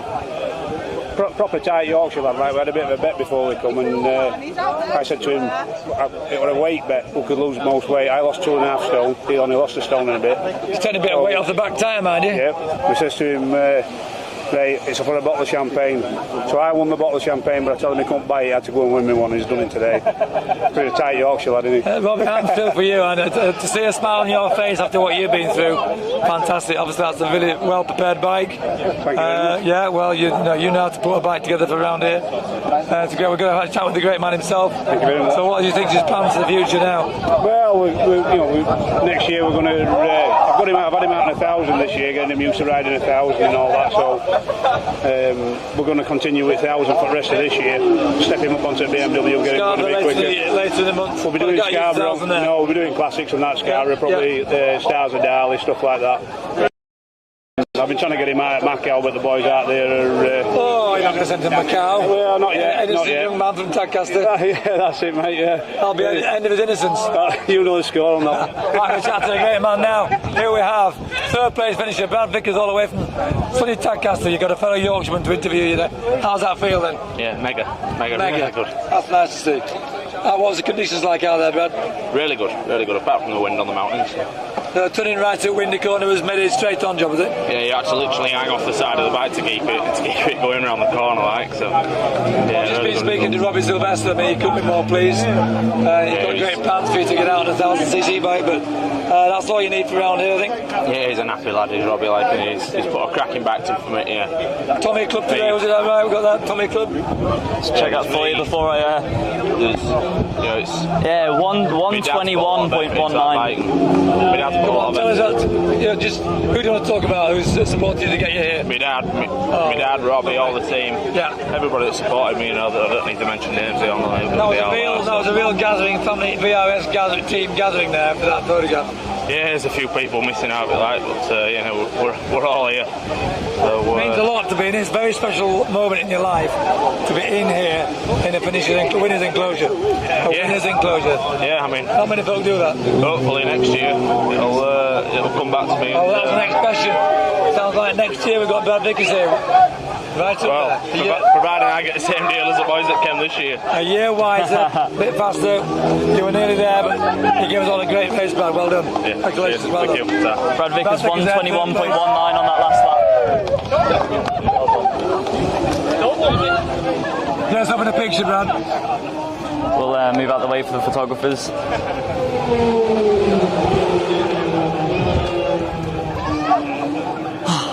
Well, time to get your breath back, Nick Jeffries. Well, it's a fantastic race, it really was. I mean, they've coped with the tough conditions really well. Every race. We talked with Chris about the wind up there. Brad mentioned it there. So you're hanging off the bike to get it around Windy Corner. I wouldn't surprise you, would it, Chris? No, just exactly what we said, isn't it? Sometimes they're absolutely atrocious. You just think you're going to go straight on. It's unreal. You can't explain it. You're right there about 130 miles an hour. You think the bike's just going to go straight on? Boy, every race in this Manx Grand Prix has had something of it, hasn't it? Every race had something, and lead changes and tight finishes and best split times and personal Stephen best. Parsons was leading that early on, wasn't he? He was. Yeah. Well, I thought he was away with it on the first lap, but yeah, I mean, what's really good is that both these family teams in, particularly first and third, and both the lads have come back from quite serious injuries. Yeah, exactly. Yeah. And sounds like Brad Vickers wants to come back next year. Stephen Parsons didn't sound too sure he wants to do it. That's David Murphy there. That was some rest. See, look, even when you're finishing a bit further down the field, the elation just to finish around this place. Last man round is a winner. Yeah, you got it. Well put. Yeah. Well put. Yeah. So, shall we read you through the leaderboard as we have it of the Senior Manx Grand Prix? Of course, Nathan Harrison won the race by 17.8 seconds, with Brad Vickers third, 19 back on Parsons. Tweed was fourth, then it was Danningham, Stephen Proctor, Andrew Fisher, Arnie Shelton in 8th place, great run for him, Mark Colvin, Manx fell at 9th, Dave McConaughey 10th, then we had Damien Horan, Chris Cook, Francesco Coringa, Chris Sabora, Grant Gaskell, Ben Ray, Gaz Evans, Bradley Hughes, Sam Mosley, the newcomer, and Teddy Bresson ran out of top 20. We have Dave Butler in 21st, he must have had a poor run at the end. Yeah. Sean Evans, David Murphy, Stephen Horn, and Jim Barnett. We also had Alan Brooks, Lewis O'Regan and James Reveley. They are the riders we've had across. Let's see if we've got any more riders down the bottom coming into the Tommy Club. Stephen Proctor's already in there. Danningham's going to be a Tommy member. Brad Vickers. Missed it by he did. Half a second. Brad Vickers, Stephen Parsons and Nathan Harrison. So we'll have 4 new members of the Tommy Club, including James Hind, who didn't finish the junior and didn't finish the senior, but wrapped up 2 race wins in the lightweights. And lap records to boot. And an outstanding prospect. That'll be interesting to know what he wants to do for next year, won't it, James Hind? Does he want to come back now the junior and senior wins? I think we're looking at 3 potential future TT winners here. all returned to the Manx Grand Prix. It's not their first year here. I think if you went and asked them now, can they beat Peter Hickman and Dean Harrison round here, they might say, we'll have a beer first on that one. In a few years. In a few years. You know, if you look at it though, James Hines 19, Peter Hickman's probably about 33, is he? I mean, these lads are all in their early 20s. 10 years to James Hines, 29, Hickman 43. Sounds like a 145 mile an hour lap to me. Well, time moves on and things change. Fantastic scenes here in the winners' enclosure, really is. Well, it hasn't quite surpassed the French reception of the night, that was ridiculous, but come on, there's some very happy families and team members out there. Particularly pleased with Robbie Sylvester because he's been terribly injured here at TT and taken years to recover. You do realise we're going to have to sing the Manx national anthem? Well, I'm just trying to remember the third verse. I've got the iPad here, we'll get the lyrics up. I've got Gem of God's Earth. You're not going to tell me when it was first written, like I can tell you the Marseillaise was written in 1792, as I said earlier. Thank you, Wikipedia. Other search platforms obviously available. Was it written by an Englishman? No, it was a guy to celebrate the beginning of war, France versus Austria. 1792. Why have the Austrians always been involved in wars? Right, we'll leave that to radio. We'll leave that to Radio 4. Let's make our way over to the podium.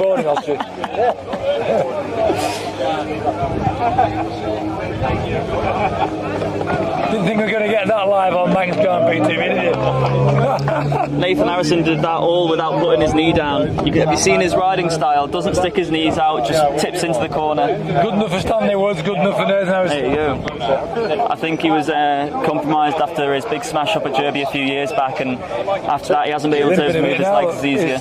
He's not walking easily, is he? Well, those seats aren't exactly the most comfortable, are they? There is Roger Wibbly, perfect there. Well, we might wander up and say hello to him, but that was good timing, wasn't it? Yeah, that was Roger Wibbly finishing his mountain course career in style. Probably have a tear in his eye, Nick Jeffries. Well, it was a very emotional Gordon Daniels when he came to start that race, I can tell you. Our guest of honour, a winner 50 years ago. He said to me, you probably didn't hear him, so how does that feel to be starting the races?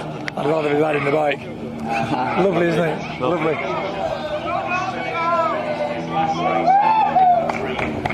That was a failed attempt at singing, if there was one. That was Benjamin Plant. Yep. We've got someone. We've got our Greek rider Andreas pushing. Can't quite work out who he's helping up the return lane there, but.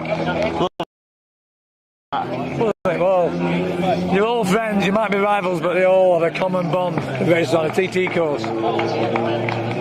70, Alan Johnston finished the race, number 70. He was smiling. The sun's come out, the wind's dropped, would you believe? It's always the way. See that, Chris? The sun's out, it's the best it's been all day. Number 76, senior, safely through. I think I see Ben Shuttlewood and his Triumph coming up the return lane Just as well. hope. There have been very few retirements, so I'm fairly hopeful. Here's Ben Shuttlewood coming up the return. He sounds happy. He's getting applause from everyone. This is why I love this sport, Nick. That's why I love this sport. Applauding everyone as they come up. Doesn't matter who it is, Doesn't matter where they're from. I said before, they're all winners. Yeah. Here's the fanfare.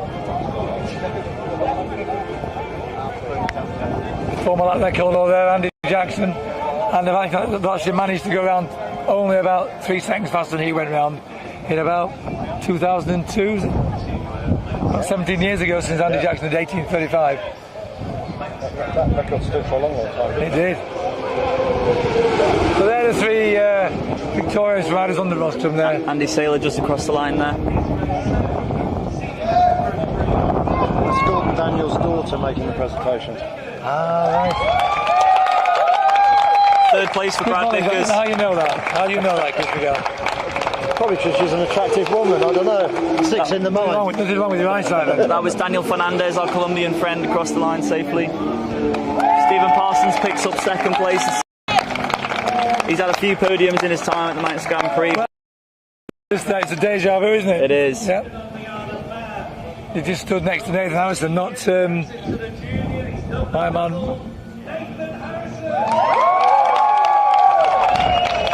Nathan Harrison does the double. We've got two young pretenders on our hands. Absolutely. What age is Nathan? He's in the year below me, I think, so I think he's only 20 or he's 21.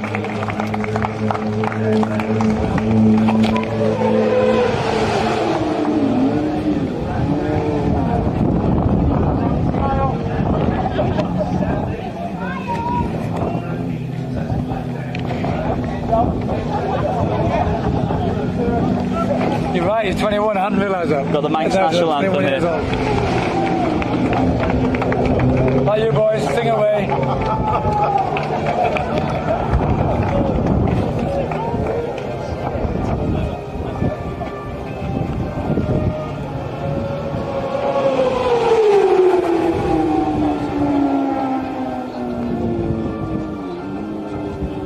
Wonderful. Yeah.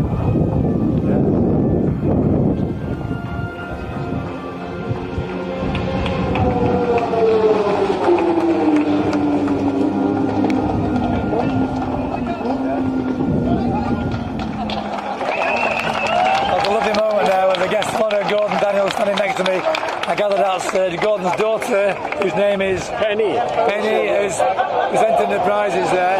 Oh dear! Oh dear! Oh.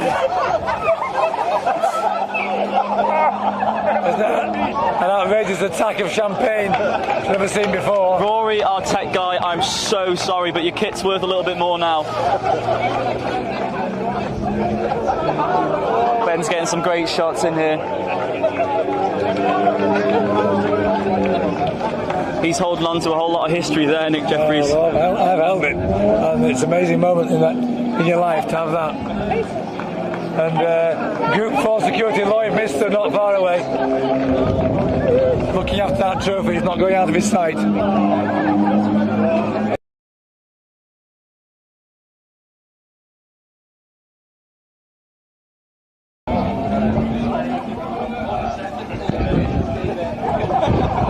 This trophy, our cameraman today is Ben Cluckall. For your information, this trophy, A.B. Cluckall. So a bit of history. So we got motorbike fanatics everywhere here. Absolutely. TT winners, Manx Grand Prix winners. The whole event is steeped in history. Me, Manx Grand Prix fan.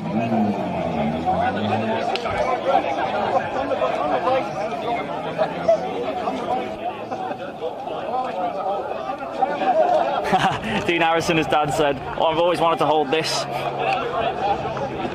There's a name we hear quite a lot of TT, isn't it? Dean Harrison.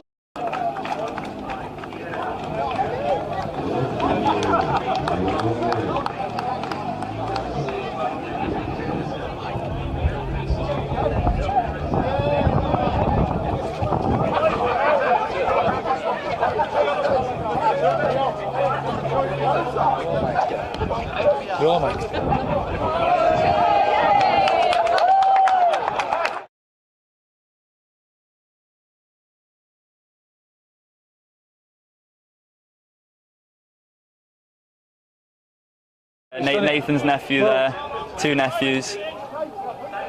There's no trophy like that in motorcycle sport. Senior TT trophy is magnificent, but it's not as magnificent as that one. Quite a statement there from Nick, but I agree with you. I agree with you.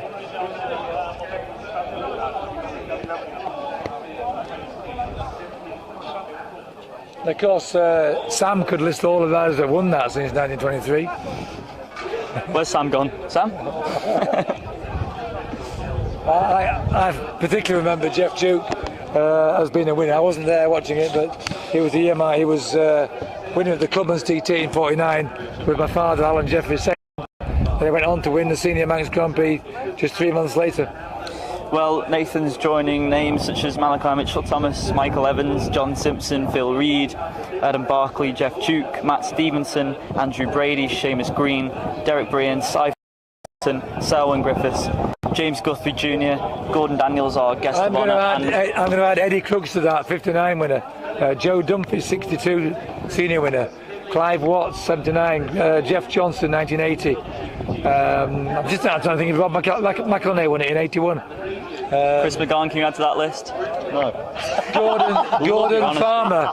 Gordon Farmer, 82, the year before I won it. Dave Pither, 84. Yeah.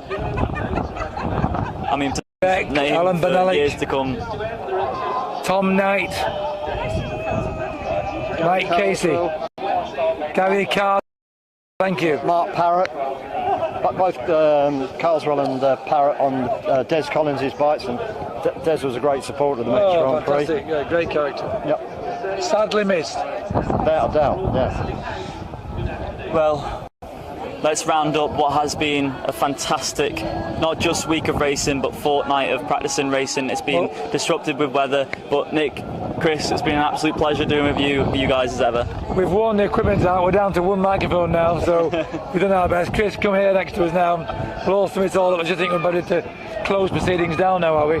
Seeing as how we're probably on our last battery. You're certainly on your last battery. Really enjoy being part of this amazing, not so much experiment, we're leading the field in this live streaming in the Isle of Man, and I hope both of you out there have enjoyed it. We've enjoyed bringing it to you. The response has been magnificent. The crowds around the course, I think, have been fantastic. The support for the Manx, it gets better each year.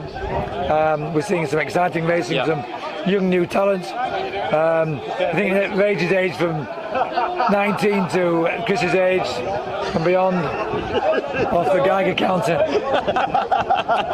We've even had Sam Bowers says, I'm determined to come and do this so that I know what it feels like to race on a TT course. I don't know what my mother had to say about that, but I'll placate it tonight in some way.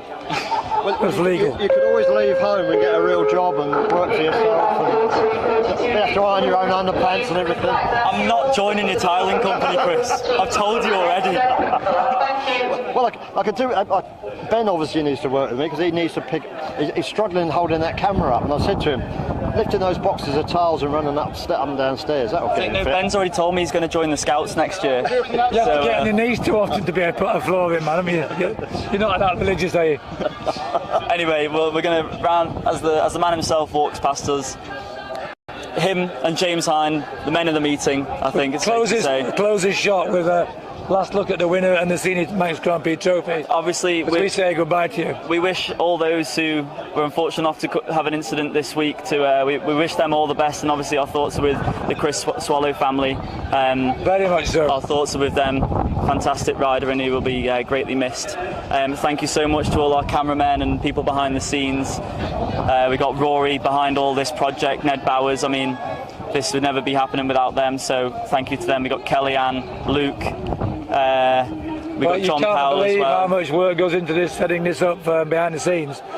I think Rory's had about an hour's sleep over the fortnight, so all that effort for us Sam, Chris and myself to make a mess of it. Well, it just proves how much goes into like what people would do for the sport that we love, and just to see people getting rewarded with big trophies like this is just it's half of it. So we'll leave you with those wonderful pictures of Nathan Harrison, and I think we ought to mention the marshals again. Of course, the marshals. The riders think it's windy.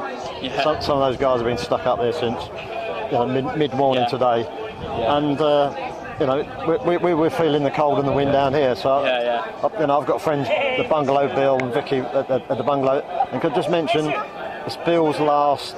He's a deputy sector marshal, but he's retiring after this event. Right. So I'd like to thank him for all the work he's done. Last thing to say, Chris, well done. Must not forget the marshals and the support crew within the grandstand, all the back behind the scenes and the scoreboards, the Boy Scouts they've tasted champagne for the first time this week, no doubt. not willingly. But everyone, I mean, I was going to say the Thompson has done a fantastic job with all the delays had to cope with, and the weather last week. I wasn't here, but it was atrocious. It's just full of thanks for many people. Well, save the date for next year's Manx Grand Prix. It's a week later, but we'll be coming back, I'm sure, with more live stream action. Thank you so much for joining us. Thanks for leaving some lovely comments. Constructive criticism is constructive criticism as well. Thank you so much. You're not going out as you came in with a few stutters there. No, misfiring. I must have my pit lane limiter still on. Would you like to just say a few more words about your girlfriend Veronica? That was to Nick. No, that's me, actually. Yes, thank you. Well, Veronica, where are you out there? We think the world of you. You and the other ladies, Shelley Pike and Sarah Boys. Fantastic Bring performance. an extra dimension to the racing that you show the girls out there that you can do it. In fact, you're showing the boys out there you can do it. Yeah, fantastic. So bring it on and come again. Thank you very much for tuning in. While you're talking about the ladies, I think we ought to just mention it's 10 years since Caroline Sales won, and she is the only woman to have won. Very true, very true. We could go on, we really could go on. We'll probably be here to the prize presentation on Friday. If you're on Ireland, please join us for that. It's a great event, it's a great night. The Guinness is flowing, the Oracles is everywhere. But thank you very much for joining us, and we'll see you again next year. Thanks to John.